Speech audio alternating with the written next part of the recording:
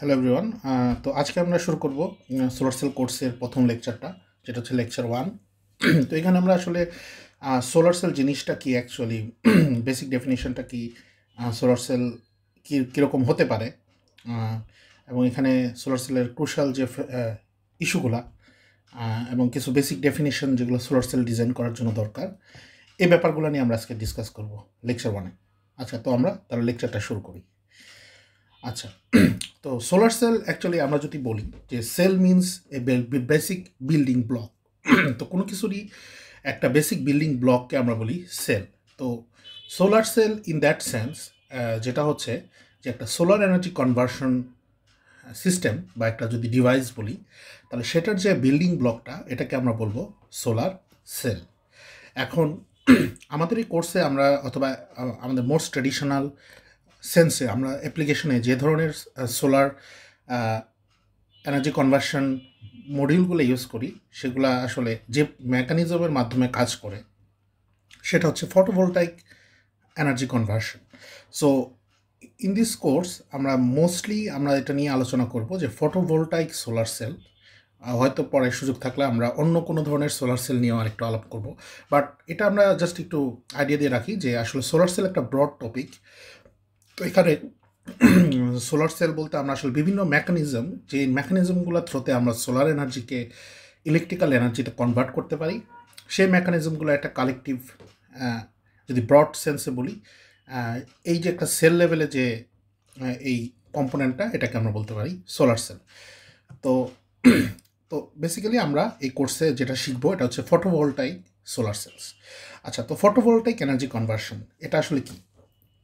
Photovoltaic energy কনভার্সনটা হচ্ছে আসলে একটা ইলেকট্রোম্যাগনেটিক রেডিয়েশন, যেটা বেসিক্যালি লাইট, সেটাকে আমরা কিভাবে ইলেকট্রিক্যাল এনার্জিতে কনভার্ট করতে পারি। দ্যাট মিনস এটাকে আমরা কারেন্ট এবং ভোল্টেজে কনভার্ট করব।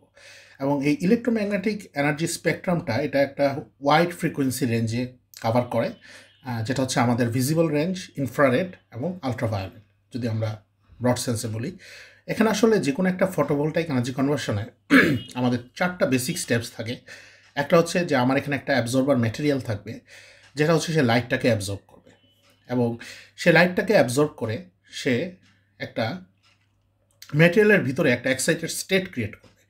এই এক্সাইটেড স্টেটটা যেটা আসলে হয় সেটা হচ্ছে যে ম্যাটেরিয়ালে আমরা যদি দেখি যে ভ্যালেন্স ব্যান্ড থেকে এনার্জি গেইন করে ইলেকট্রনটা কন্ডাকশন ব্যান্ডে যায়, এবং এক্ষেত্রে যেটা হয় যে একটা এক্সাইটন ক্রিয়েট হয়। এক্সাইটন হচ্ছে একটা বাউন্ড ইলেকট্রন হোল পেয়ার। এখন এই যে এক্সাইটনটা বা এক্সাইটেড স্টেটসটা ক্রিয়েট হলো, সেখান থেকে আমার একটা ফ্রি চার্জ ক্যারিয়ার ক্রিয়েট করতে হবে। দ্যাট মিনস সেখানে একটা free negative and positive charge carrier pair আমার এখান থেকে এক্সাইটন থেকে ক্রিয়েট হবে।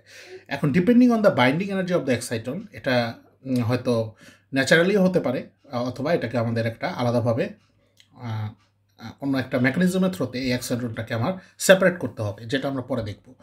আচ্ছা, তারপরে যেটা লাগবে একটা ডিসক্রিমিনেটিং ট্রান্সপোর্ট মেকানিজম।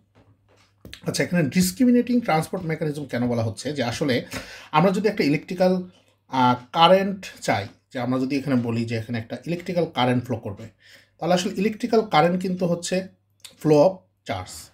সো এখানে যদি আমরা ফ্লো অফ চার্জ বলি, তাহলে যেটা হবে যে সেই জন্য আমার ইলেকট্রন এবং হোলগুলোকে এক একটাকে এক এক দিকে ফ্লো করতে হবে, এবং এই জন্য আমাদের যেটা লাগবে সেটা হচ্ছে যে নেগেটিভ চার্জ ক্যারিয়ারগুলোকে আমরা ওয়ান ডিরেকশনে ফ্লো করাবো, এবং রেজাল্টিং পজিটিভ চার্জ ক্যারিয়ারগুলোকে আমরা অন্য একটা ডিরেকশনে ফ্লো করাবো। তো এটাকে আমরা বলতেছি যে ডিসক্রিমিনেটিং চার্জ মেকানিজম, এই আর কি।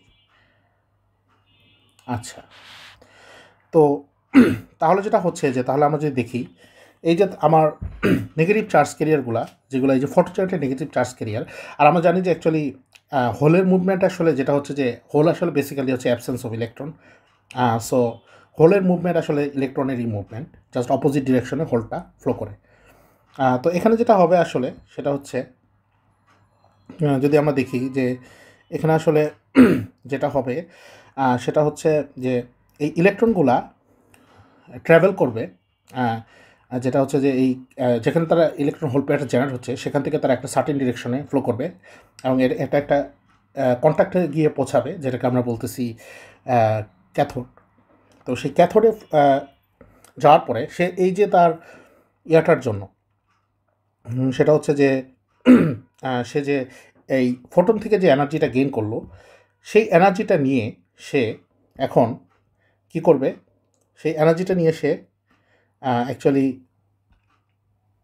ইলেকট্রন, এই যে এনার্জিটা গেইন করলো, সেই এনার্জিটা নিয়ে সে এখন এক্সটার্নাল লোডের ভিতর দিয়ে ফ্লো করবে।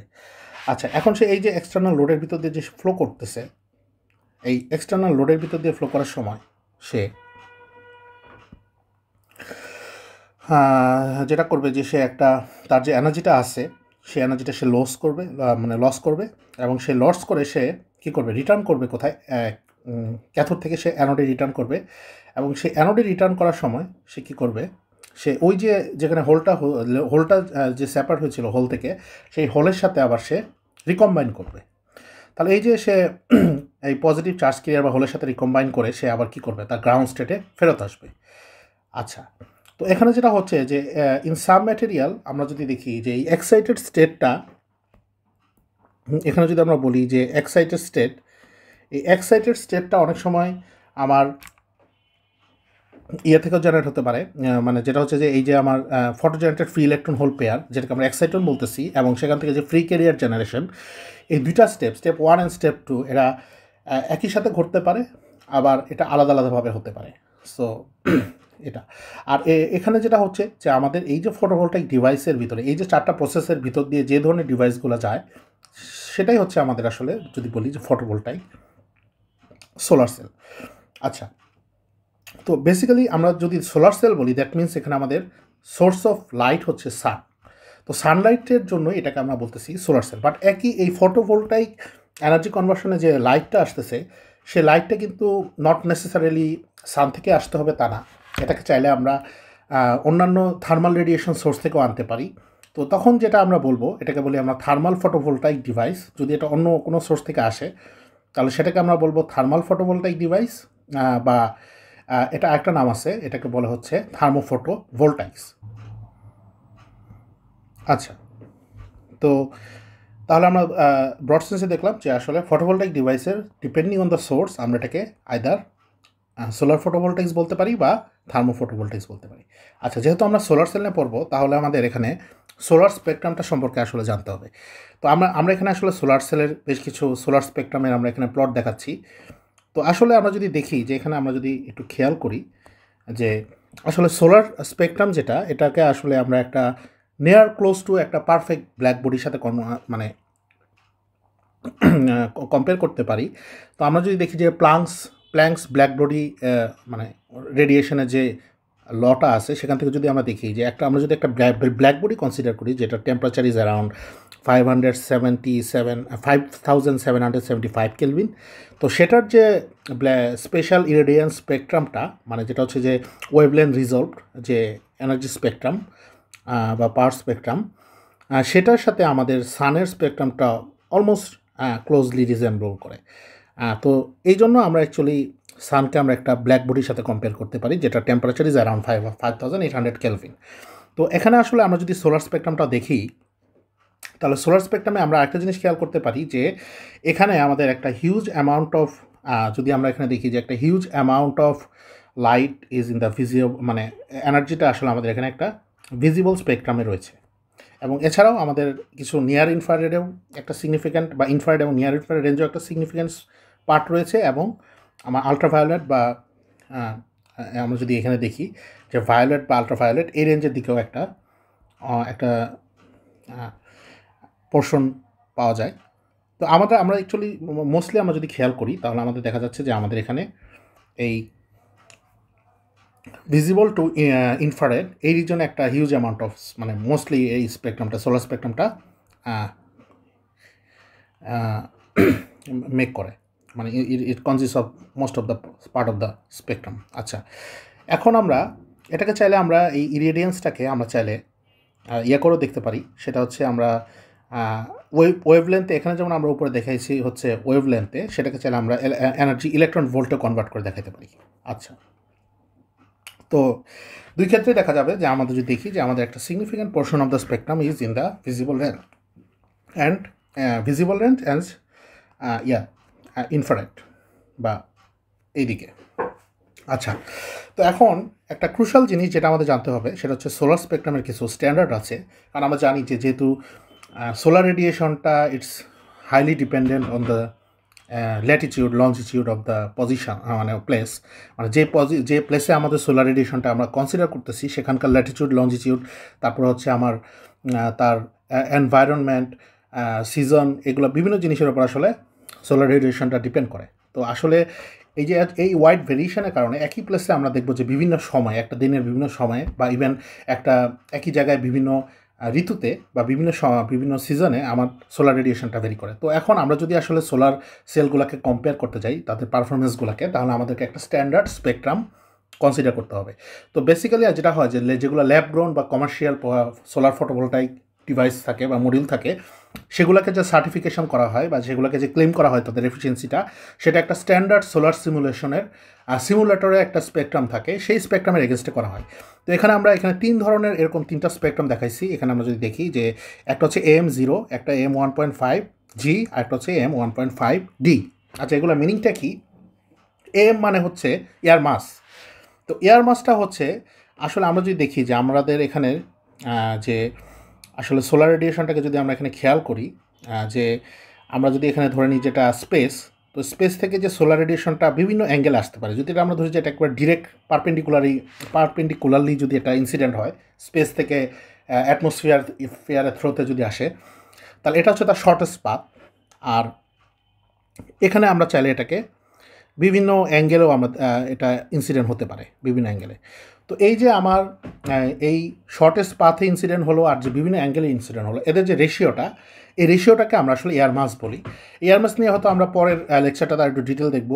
তো এয়ার মাস জিরোটা হচ্ছে আসলে যেটা হচ্ছে এখানে এটা হচ্ছে এক্সট্রা টেরেস্ট্রিয়াল, মানে হচ্ছে এটা আমাদের স্পেসের ক্ষেত্রে ইউজ করা হয়। যে স্পেসে হচ্ছে যেটা দেখা যে স্পেসের ক্ষেত্রে কিন্তু আসলে আমাদের যে সোলার রেডিয়েশনটা আমাদের আর্থের একবারে বাইরে এসে পড়তেছে, এটা হচ্ছে আমার স্পেসে আসতেছে। তো এই AM0 স্পেকট্রামটা আমরা ইউজ করি হচ্ছে স্পেস অ্যাপ্লিকেশনে, যেমন হচ্ছে স্যাটেলাইটের জন্য যে ফটোভোল্টাইক সেলগুলো বা মডিউলগুলো ইউজ করা হয়, সেগুলোর ক্যারেক্টারাইজেশনের জন্য আমরা AM0 স্পেকট্রামটা ইউজ করতে পারি। আর টেরেস্ট্রিয়াল মিনস যেটা হচ্ছে আমাদের আর্থের সারফেসে যে মাউন্ট করা হয় যে ধরনের সোলার সেলগুলা, সেগুলোর জন্য আমরা এয়ারমাস 1.5 বা AM1.5টা ইউজ করে থাকি। এবং এই AM1.5টা যদি আমরা এখানে ন্যাচারালি দেখি যে আসলে যখন আমাদের আমরা যদি এখানে খেয়াল করি যে আসলে যে 1.5 যে স্পেকট্রামটা, এটা কিন্তু আমার AM0 থেকে কম। এর কারণ হচ্ছে যখন আমাদের এই সোলার রেডিয়েশনটা আমাদের অ্যাটমসফিয়ারের ভিতর দিয়ে পাস করতেছে, তখন কিন্তু সে কী করতেছে, তখন তার ভিতরেও বিভিন্ন রকম আমাদের যেহেতু অ্যাটমসফিয়ারে অনেক রকম মলিকুল রয়েছে যেগুলো হচ্ছে কী করে এই সোলার স্পেকট্রামটাকে অ্যাবজর্ব করে। তো সেই অ্যাবজর্পশনের কারণে আসলে তার কিছু কিছু সার্টেন স্পেকট্রামে দেখা যাবে একটা করে সিগনিফিক্যান্ট ডিপ চলে আসতেছে। যেমন এটা যদি আমরা দেখি যে এখানে আমরা দেখি যে এখানে বিভিন্ন অ্যাটম, যেমন আমাদের অ্যাটমসফিয়ারে কিন্তু আমাদের হাইড্রোজেন, অক্সিজেন, বিভিন্ন রকম নাইট্রোজেন, এই ধরনের বিভিন্ন মলিকুল থাকে। তো এই মলিকুলগুলার শার্প অ্যাবজর্পশন রয়েছে বিভিন্ন ওয়েভলেন্থে। তো ওই ওয়েভলেন্থগুলোতে আমার এই স্পেকট্রামটা কী হবে, শার্পলি ড্রপ করবে। তো এই জন্য আমরা যেটা বলি যে AM1.5 এবং 1.5টা অবশ্যই AM0 থেকে কম হবে। আবার AM1.5-এর ক্ষেত্রেও আসলে আমার দুইটা আলাদা আলাদা স্ট্যান্ডার্ড আছে। একটাকে আমরা বলতে পারি AM1.5G, যেটাকে আসলে বলা হয় যে আসলে আমরা যদি দেখি যে আরেকটা হচ্ছে AM1.5D স্পেকট্রাম। আচ্ছা, এখন AM1.5D আর G এর ভিতরে ডিফারেন্স যেটা, সেটা হচ্ছে যে আসলে যে ডিরেক্ট যে রেডিয়েশনটা আমার আসতেছে, মানে আমরা যদি এখানে দেখি যে আমাদের আসলে যখন সানলাইটটা যখন আমাদের এই ইয়াতে পড়ে, যখন হচ্ছে আমাদের সানলাইটটা যখন আমাদের সারফেসে আসে, মানে আর্থ সারফেসে আসে, তখন কিন্তু সে বিভিন্ন পাত দিয়ে আসতে পারে। সো যেটা হচ্ছে আমার এখানে যদি আমরা দেখি যে এটা হচ্ছে ডিরেক্টলি যে লাইটটা আমার একবারে আর্থে, মানে আমাদের আর্থ সারফেসে ইনসিডেন্ট হচ্ছে, সেটাকে আমরা বলবো AM1.5D ডিরেক্ট স্পেকট্রাম। আর কিছু পরিমাণ লাইট আবার হচ্ছে যেগুলো হচ্ছে রেলে স্ক্যাটারিংয়ের মতো, যেগুলো হচ্ছে মলিকুলের আর মানে অ্যাটমসফিয়ারের স্ক্যাটারিংয়ের থ্রোতে ডিফিউজ হয়ে আসতেছে। তার মানে এটা হচ্ছে বিভিন্ন ডিরেকশন থেকে বিভিন্ন অ্যাঙ্গেলে এসে পড়তেছে। তো সেটাকে আমরা বলতে পারি, এটার একটা নাম হচ্ছে, এটাকে বলে AM1.5 direct plus circum solar, বা এটাকে আরেকটাভাবে বলা হয় AM1.5 গ্লোবাল। তো AM1.5 গ্লোবালটাকে যদি আমরা দেখি, যেটাকে যদি আমরা ইন্টিগ্রেট করি ওভার দ্য ওয়েভ লেন্থ বা এনার্জি, তাহলে সেটার ইয়াটা আসতেছে হচ্ছে আমরা যদি দেখি যে এখানে আসবে আমাদের 1000 ওয়াট পার মিটার স্কোয়ার। আর যদি AM1.5 ডিটাকে আমরা যদি ইন্টিগ্রেট করি তাহলে এটা আসতেছে 888 ওয়াট পার মিটার স্কোয়ার বা around 900 watt per metre square. তাহলে আমরা এখান থেকে যে ক্রুশাল জিনিসটা জানলাম যে আসলে আমাদের এখানে সোলার স্পেকট্রামটা আমাদের তিনটা স্ট্যান্ডার্ড আছে, যেটা M0, M1.5G অ্যান্ড 1.5D, এবং এটা আমাদের খুবই ইম্পর্টেন্ট। এটা আমাদেরকে বিভিন্ন সময় আমাদের জানতে হবে বা ইউজ করতে হবে। আচ্ছা, তো এখন আমরা যদি দেখি যে আসলে এই যে তাহলে আমার যে ইনপুট এনার্জিটা যেটা আমার আসলে সোলার সেলে আসতেছে এটা হচ্ছে পি ইন হচ্ছে, আমরা যদি দেখি যে এখানে আমরা যদি একটা জিনিস খেয়াল করি যে 50 ল্যামডা হচ্ছে, এটা হচ্ছে ফোটন ফ্লাক্স। তার মানে আমরা যদি দেখি যে এখানে এই যে এই জিনিসটাকে আমরা যদি সোলার স্পেকট্রামটাকে আমরা যদি ফোটনে কনভার্ট করি, তার মানে প্রতিটা ওয়েভলেন্থে কিন্তু আসলে একটা সার্টেন অ্যামাউন্ট অফ এনার্জি আছে, এই এনার্জিগুলো ক্যারি করতেছে হচ্ছে ফোটনগুলো। তাহলে এটাকে আমরা যদি এনার্জিটাকে যদি ফোটনে কনভার্ট করি যে ওই এনার্জিতে কতগুলো ফোটন আছে, তাহলে আমরা এখানে একটা ফোটন ফ্লাক্সের একটা স্পেকট্রাম পাবো। তাহলে এই ফোটন ফ্লাক্সের স্পেকট্রামটাকে যদি আমি ইন্টিগ্রেট করি ওভার দ্য ওয়েভলেন্থ, এবং আমরা জানি যে প্রতিটা ওয়েভলেন্থে এনার্জি হচ্ছে hc/λ, তাহলে সেই অনুযায়ী প্রতিটা ওয়েভলেন্থের ফোটন ফ্লাক্সের এনার্জি হচ্ছে hc/λ ইন্টু 50 ল্যামডা হচ্ছে number of photon flux at that wavelength. তাহলে এভাবে আমরা যদি করি তাহলে আমরা টোটাল এনার্জিটা পাবো, সেটা হচ্ছে incident energy of the solar spectrum.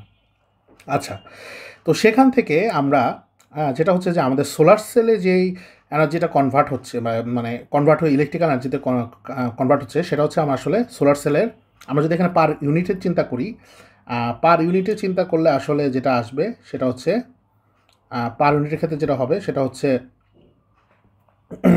পার ইউনিটে হলো current density into voltage. So এটা হচ্ছে আমার আউটপুট ইলেকট্রিক্যাল পাওয়ার। তো এখান থেকে আমরা যদি দেখি যে তাহলে এভাবে আমরা এখানে আমরা এই কার্ভটা দেখবো। তো সোলার সেলের কার্ভটা হচ্ছে এরকম যে আউটপুট ক্যারেক্টারিস্টিক্স কার্ভটা যেটা হবে সেটা হচ্ছে একটা এরকম একটা কার্ভ।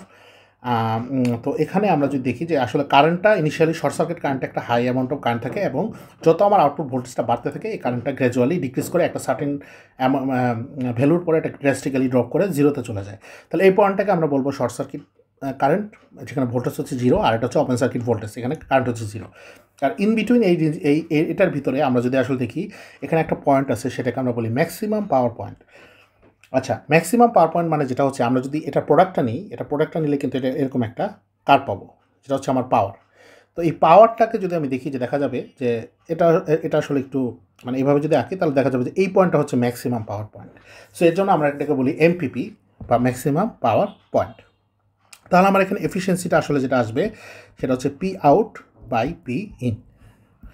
এটাই হচ্ছে আসলে আমার সোলার সেলে একটা ইম্পর্ট্যান্ট পারফরমেন্স মেট্রিক্স, যেটা হচ্ছে তার কনভার্সন এফিসিয়েন্সি। আচ্ছা, তো এছাড়াও আরও কিছু জিনিস আছে যেটা আমরা পরে দেখব। আচ্ছা, এখন তাহলে একটা সোলার সেলের স্ট্রাকচার যদি আমরা একটু কনসিডার করি যে একটা সোলার সেলে কী কী থাকবে। এখন আমরা অ্যাকচুয়ালি একটা প্র্যাকটিক্যাল সোলার সেলের আর্কিটেকচার আমরা আস্তে আস্তে দেখবো, বিভিন্ন রিসার্চ পেপার যখন পড়বো তখন দেখবো, বাট ওটা অনেক কমপ্লেক্স হতে পারে। বাট মোটা দাগে যদি আমরা বলি তাহলে একটা সোলার সেলের প্রথমে যেটা থাকে একটা এয়ার কোটিং থাকে। এয়ার মানে হচ্ছে অ্যান্টি রিফ্লেকটিভ কোটিং, তার মানে হচ্ছে আমরা চাই যেন যে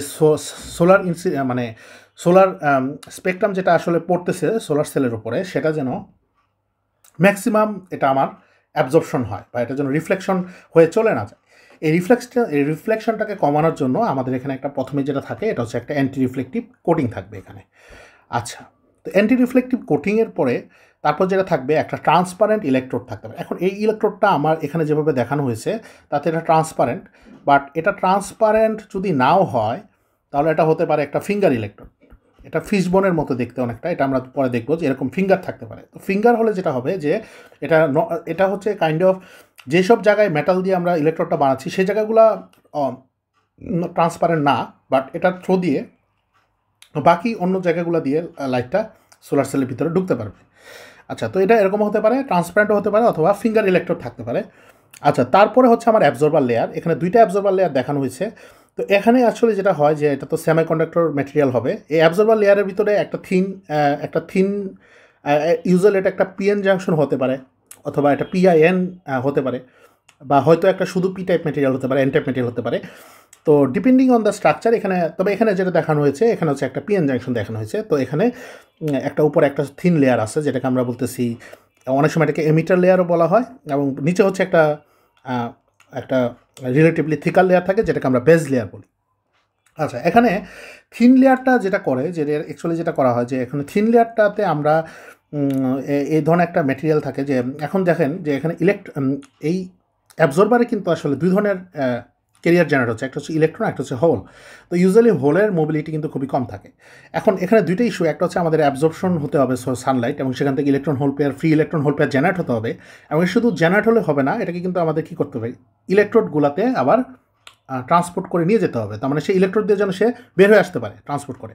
তো এই জন্য যেটা হচ্ছে যে আসলে এই থিন লেয়ারে যে ইলেকট্রন হোল পেয়ারগুলো জেনারেট হচ্ছে, সেখান থেকে আসলে কোন কেরিয়ারটা আমার মানে depending on the material type, এটা আসলে কি হোলগুলা কি যাবে ইয়ার দিকে, টপ ইলেকট্রোডের দিকে, না ইলেকট্রন যাবে টপ ইলেকট্রোডের দিকে। তো ইউজুয়ালি যেটা হচ্ছে যে আমরা এই লেয়ারটাকে এমনভাবে ডোপিং করব যেন এখানে হোলগুলা মানে ইলেকট্রোডের দিকে যায়। এর কারণটা হচ্ছে সো এখানে যে কারণটা হচ্ছে সেটা হচ্ছে যে যেটা হলো যে হোলের মোবিলিটি কিন্তু অনেক মানে রিলেটিভলি কম ইলেকট্রনের চেয়ে। সো যেহেতু হোলের মোবিলিটি কম, সো হোলের ডিফিউশন লেন্থটাও কম। তার মানে হচ্ছে ইলেকট্রন মানে হোলটা যেখানে জেনারেট হোক সেখান থেকে সে খুব একটা বেশি দূরে ফ্রিলি মুভ করতে পারে না, তার আগে সে রিকম্বাইন হয়ে যায়। তো এই রিকম্বিনেশনের যে প্রবাবিলিটিটা যেহেতু এটা বেশি, সো এই জন্য আমরা এখানে সেই লেয়ারটাকে কী করি, রিলেটিভলি থিন করে রাখি, যেন এদিক থেকে আমার যে হোলগুলো জেনারেট হচ্ছে সেটা আমার ইজিলি ইলেকট্রোডে পৌঁছাতে পারে।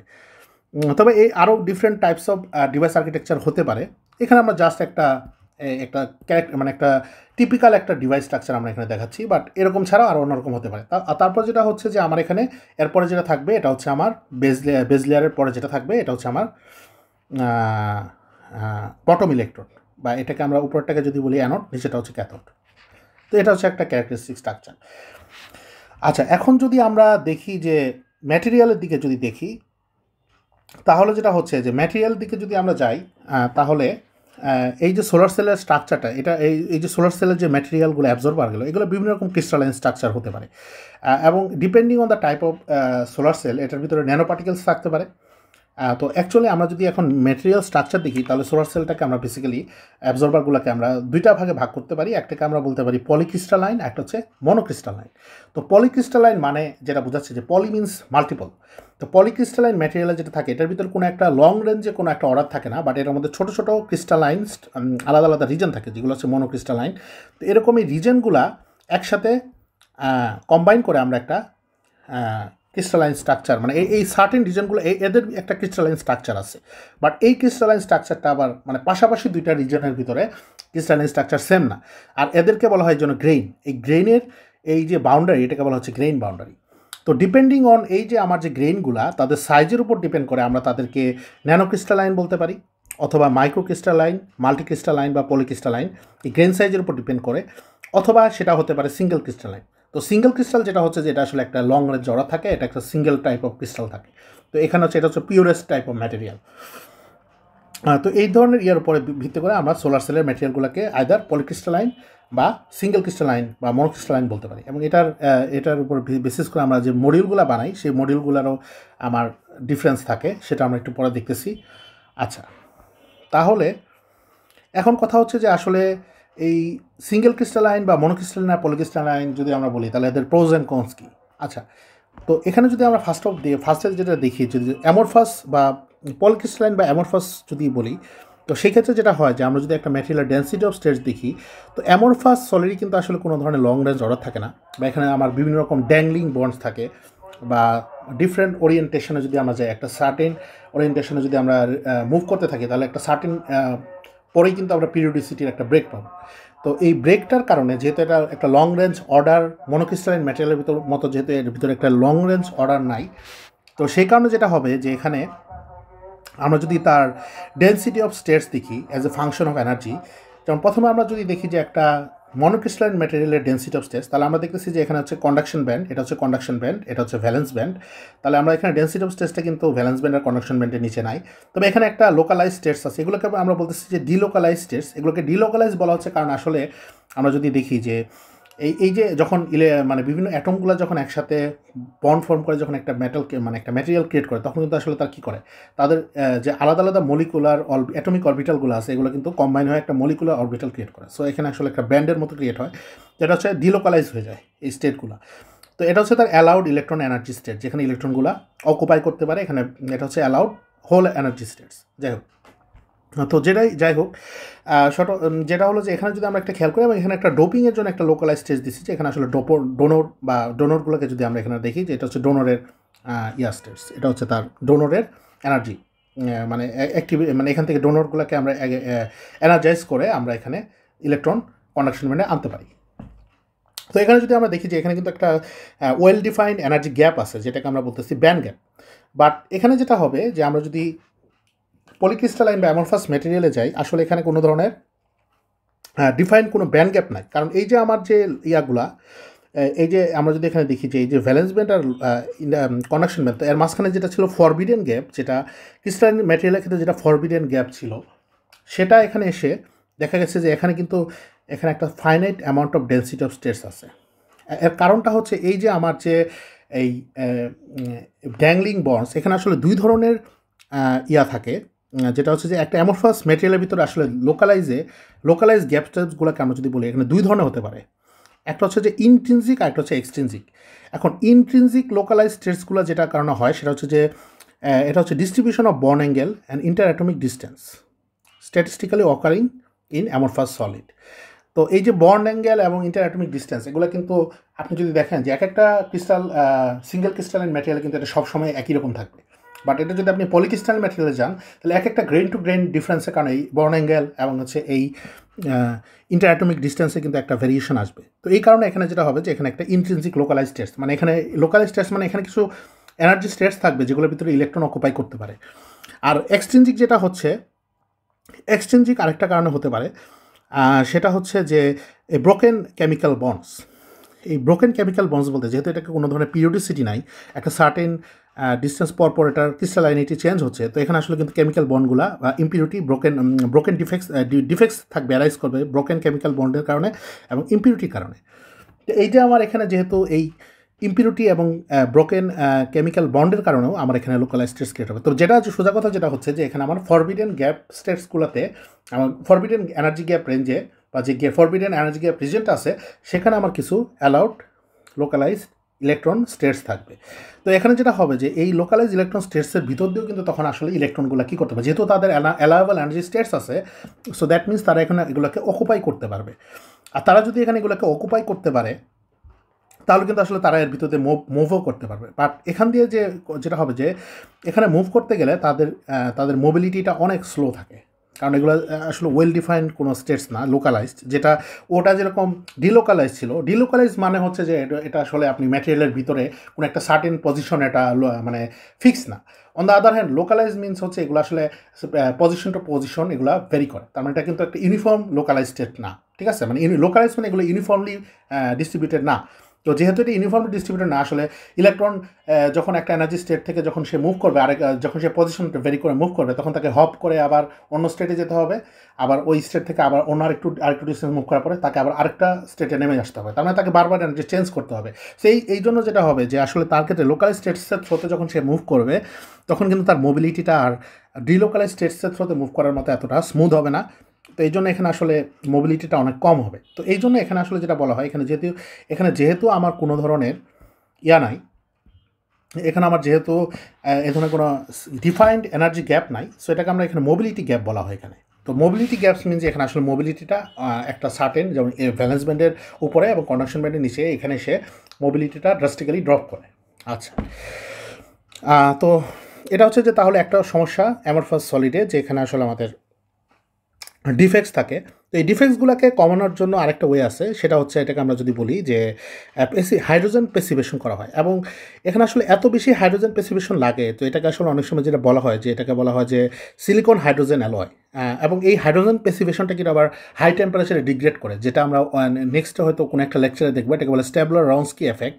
এই স্ট্যাবলার-রনস্কি এফেক্টের কারণে আসলে যেটা দেখা যায় যে এটা হাই টেম্পারেচারে আমার মানে পলিক্রিস্টালাইন বা অ্যামরফাস যে সোলার প্যানেলগুলো আছে, এদের টেম্পারেচার বাড়ার সাথে সাথে কিন্তু এদের পারফরমেন্সটা ডিগ্রেড হয়। তো এটা আমরা ডিটেলসে দেখব। তো ইন জেনারেল যেটা হচ্ছে যে আসলে আমরা যদি দেখি যে আসলে ম্যাটেরিয়ালের ভিতরে যেহেতু ডিফেক্ট বেশি, তো এই ধরনের সোলার সেলগুলো যেগুলো পলিক্রিস্টালাইন বা অ্যামরফাস ম্যাটেরিয়াল দিয়ে বানানো হয়, তো সেগুলোর এনার্জি কনভার্সন পারফরমেন্সটা অনেক কম হবে। বা সাফিসিয়েন্টলি এটা হচ্ছে ইয়া হবে, ডিস্টিংটিভলি এটা কম হবে কম্পেয়ার টু মনোক্রিস্টালাইন ম্যাটেরিয়াল। তো এখানে আমরা আসলে যদি চাই, এখানে একটা লিঙ্ক দেওয়া আছে, আপনি চাইলে এখানে গিয়ে একটা আর্টিকেল আছে খুব সুন্দর, এটা পড়ে দেখতে পারেন যে কীভাবে মানে প্রোজ অ্যান্ড কনসগুলো কী মনোক্রিস্টালাইন এবং পলিক্রিস্টালাইন সিলিকন সেল। এবং এখানে আমরা কেন সিলিকনের কথা বলতেছি, কারণ সিলিকন হচ্ছে আসলে সিলিকনটা এখন পর্যন্ত আমাদের well established industry standard material, যেটা আমার সোলার প্যানেল ইউজ করা হয়। এটা একটা ওয়েল এস্টাবলিশ ফ্যাব্রিকেশন প্রসেস আছে, এবং এখান থেকে কীভাবে আমরা ইন্ডিয়া মানে এটা হচ্ছে একটা মানে well establish industry grade material. তো যাই হোক, তো এখানে আমরা যদি কিছু হাইলাইট করি যে মনোক্রিস্টালাইন সিলিকন সোলার সেলে যেমন এখানে যদি আমরা দেখি যে তার এফিসিয়েন্সিটা অ্যারাউন্ড 20-23%, বাট এটার ইনিশিয়াল কস্টটা, তার মানে প্যানেলের কস্টটা বেশি, যেহেতু আমরা মনোক্রিস্টালাইন ম্যাটেরিয়াল ইউজ করতেছি। তো মনোক্রিস্টালাইন করতে গেলে আসলে ম্যাটেরিয়ালটার আমার প্রসেসিং কস্ট বেড়ে যাবে, বা এটাকে প্রিপেয়ার করা মানে ওয়েফার প্রিপেয়ার করার জন্য যে আমার যে ফেব্রিকেশন কস্টটা সেটা বাড়বে। তো এটা যেহেতু আমার, এবং এটা যেহেতু এটা ক্লিন মানে এটা হচ্ছে আমার মোর পিওর ম্যাটেরিয়াল, সো এটার লো লাইট পারফরমেন্সটা ভালো হবে, এটা লাইফ স্প্যান ভালো, এটা স্পেস এফিশিয়েন্ট এই জন্য যে যেহেতু এটা মোর এফিশিয়েন্ট প্যানেল, এই সোলার সেল দিয়ে যে প্যানেলগুলো বানানো হবে মনোক্রিস্টালাইন সোলার সেল দিয়ে, তো সেগুলো যেহেতু মোর এফিশিয়েন্ট, দ্যাট মিনস সে অল্প একটা জায়গার ভিতরেই একটা হায়ার অ্যামাউন্ট অফ এনার্জিকে কনভার্ট করতে পারবে। সো এই জন্য এটা স্পেস এফিশিয়েন্ট হবে, এবং এটা দেখতেও খুব সুন্দর। যেমন এটা হচ্ছে আমি যে দেখেছি, এটা কিন্তু আসলে একটা ডার্ক ব্লু কালার হয় মনোক্রিস্টালাইনগুলো প্যানেলগুলো, আর এদিকে এটা হচ্ছে স্কাই ব্লু কালারের মতো হয় পলিক্রিস্টালাইনগুলো। তো অ্যাস্থেটিক্যালি প্লিজিং। বাট এখানে যেটা হচ্ছে যে এটার কনসগুলো তো আগে বললাম যে এটা কমপ্লেক্স ম্যানুফ্যাকচারিং প্রসেস আসবে, এবং এটা ফ্র্যাজাইল এবং প্রোন টু ড্যামেজ।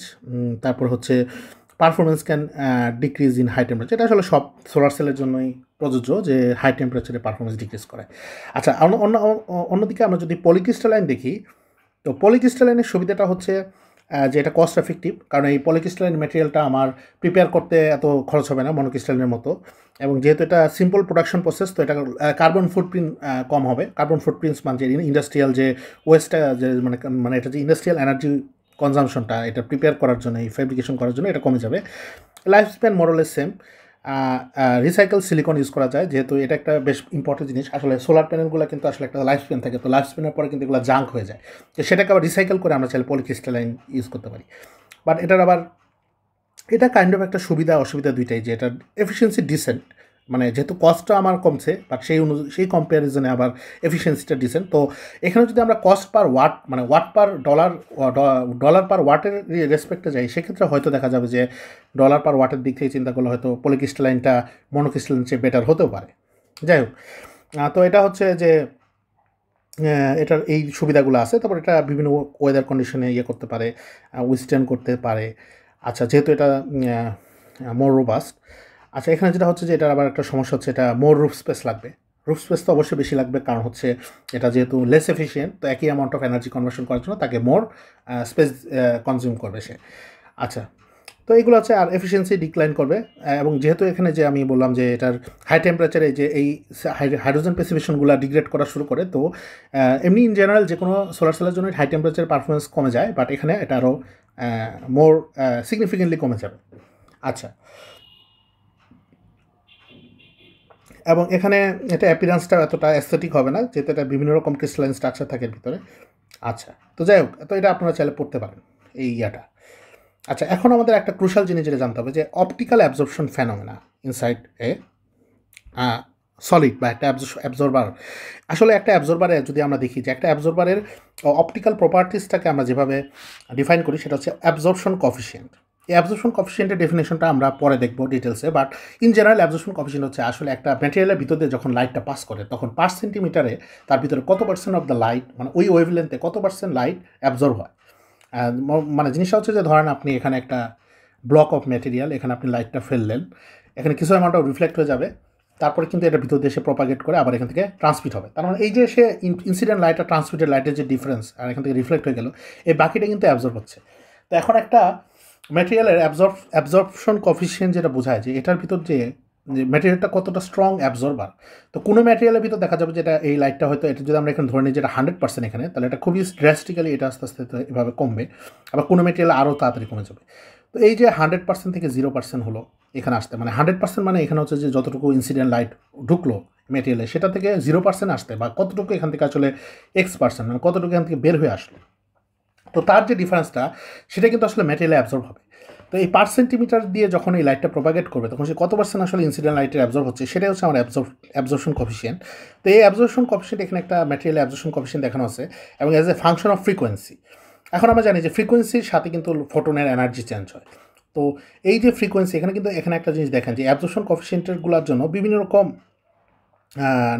কয়েকটা নাম্বার দেওয়া আছে। তার মানে এখানে ডিফারেন্ট টাইপস অফ অ্যাবজর্পশন হচ্ছে, মেকানিজমগুলো ডিফারেন্ট, বিভিন্ন ফ্রিকোয়েন্সি রেঞ্জে কিন্তু মেকানিজমগুলো ডিফারেন্ট। আচ্ছা, তা প্রথমে আমরা যদি দেখি যে 1 নাম্বার যে প্রসেসটা আছে এখানে, 1 নাম্বার প্রসেসটা যদি আমরা বলি যে এখানে আসলে 1 নাম্বারে কী হচ্ছে, 1 নাম্বারে যেটা হচ্ছে সেটা হচ্ছে Intra band absorption. Intra band absorption means যে এটা ব্যান্ড একই ব্যান্ডের ভিতরে থাকবে। সো যেমন এখানে যদি আমরা দেখি যে এখানে প্রসেসগুলো যদি দেখি যে এ আর বি, এই দুইটা প্রসেস কিন্তু একই ব্যান্ডে থাকতেছে। যেমন কন্ডাকশন ব্যান্ডে, যেমন এখানে যদি লো এনার্জি একটা ফোটন আসে তাহলে সে একটা ইলেকট্রনকে এনার্জিটা গেইন করে সে কী করতে পারে, হায়ার একটা এনার্জি স্টেটে চলে যায়। সিমিলারলি এটা ভ্যালেন্স ব্যান্ডে থাকলে যেটা হতে পারে যে ভ্যালেন্স ব্যান্ডে একটা হোল সে এনার্জি গেইন করে কিন্তু হায়ার স্টেটে, আরেকটা অন্য একটা বা এনার্জি এখানে আসলে যেটা হবে যে ওখান থেকে এনার্জি লস করে বা এনার্জি গেইন করে এই হোলটা কিন্তু আপার একটা ভ্যালেন্স ব্যান্ডের আরেকটা ব্যান্ডে চলে যেতে পারে। তবে এখানে একটা জিনিস হচ্ছে যে যেহেতু ফোটন একটা মাসলেস পার্টিকেল, তো আমরা যদি দেখি যে একটা crystalline material, single crystalline material, সেখানে কিন্তু আমার conservation of energy and momentum দুটাই মেনটেন করতে হয়। দ্যাট মিনস একটা ফোটন কিন্তু একটা ইলেকট্রনকে যখন সে এনার্জি দেয় তখন কিন্তু সে শুধু তার এনার্জিটাকে চেঞ্জ করে, তার মোমেন্টামটাকে চেঞ্জ করতে পারে না। তো বেসিক্যালি এটা এই ধরনের ইন্ট্রা ব্যান্ড স্ক্যাটারিংটা সিঙ্গেল ক্রিস্টালাইন ম্যাটেরিয়ালের ক্ষেত্রে হয়তো কন্ডাকশন ব্যান্ডে এটা এটা পসিবল না, বা এটা হলেও খুবই রেয়ার। তো এখানে যেটা হচ্ছে যে আসলে এই জন্য এই 1 নাম্বার প্রসেসটা আসলে ফ্রি ক্যারিয়ার অ্যাবজর্পশন বা ইন্ট্রাব্যান্ড অ্যাবজর্পশন যেটা বলা হয়ে থাকে, এটা হয়তো অ্যামরফাস ম্যাটেরিয়ালের ক্ষেত্রে ইজিলি হয়, বাট সিঙ্গেল ক্রিস্টালাইন ম্যাটেরিয়ালের ক্ষেত্রে এটা ফরবিডেন হবে বা এটা হবে না। কারণ হচ্ছে এখানে মোমেন্টাম কনজারভেশনের জন্য, যে মোমেন্টাম যেহেতু চেঞ্জ হচ্ছে না, শুধু এনার্জি দিয়ে আমি হায়ার স্টেজে যেতে পারবো না। বাট ভ্যালেন্স ব্যান্ডের ক্ষেত্রে হলেও হতে পারে, যেহেতু যেটা হচ্ছে যে ভ্যালেন্স ব্যান্ডের ক্ষেত্রে যেটা হয় যে আসলে এখানে ভ্যালি ডিজেনারেসি আছে, যেহেতু এখানে একই এনার্জিতে বিভিন্ন ভ্যালি আছে, সো চাইলে সে শুধুমাত্র এনার্জিটা চেঞ্জ করে একই মোমেন্টামে থাকলেও সে অন্য একটা এনার্জি স্টেটে যেতে পারে। আচ্ছা, যাই হোক, তো প্রথম প্রসেসটা গেল প্রসেস 1। আচ্ছা, তারপরে যেটা যদি আমরা দেখি যে প্রসেস 2টা হচ্ছে আমার এখানে যেটা হচ্ছে ফোনন অ্যাবজর্পশন। ফোনন অ্যাবজর্পশন হচ্ছে আসলে এখানে কোনো ধরনের কেরিয়ার ইনভলভ না, এটা হচ্ছে যে খুবই, এবং এই যেহেতু ফোননগুলো হচ্ছে আসলে একটা কি যে অ্যাটমিক ভাইব্রেশনের কোয়ান্টাইজ স্টেটস।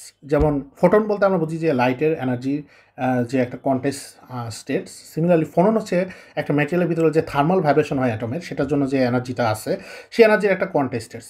তো এখানে যেটা হতে পারে যে একটা ম্যাটেরিয়ালের ভিতরে ফোটনটা অ্যাবজর্ব হয়ে সেটা কিন্তু একটা ফোননকে এক্সাইট করতে পারে, এবং এখানে কোনো ধরনের চার্জ ক্যারিয়ার বা ইলেকট্রন ইনভলভ না এই প্রসেসের ভিতরে। আচ্ছা, যেহেতু এটা একটা লো এনার্জি প্রসেস, যেহেতু ফোনের এনার্জিগুলো বাই ডিফল্ট লো, সো এটাকে আসলে একটা এনার্জি থেকে আরেকটা এনার্জি স্টেটে এক্সাইট করার জন্য আমাদের খুব একটা এনার্জি লাগে না।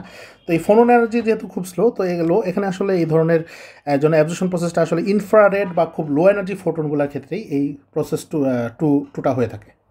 আচ্ছা, তারপরে যেটা হতে পারে সেটা হচ্ছে প্রসেস 3টা হতে পারে, যেটা আসলে হতে পারে যে অ্যাকচুয়ালি একটা সেমিকন্ডাক্টর ম্যাটেরিয়ালে, যদিও আমরা ওটা বলতেছি যে এটা একটা ব্যান্ড গ্যাপ, কিন্তু ব্যান্ড গ্যাপের ভিতরেও কিন্তু আসলে যেটা হয় যে এটা আসলে আমার একটা ব্যান্ড গ্যাপ।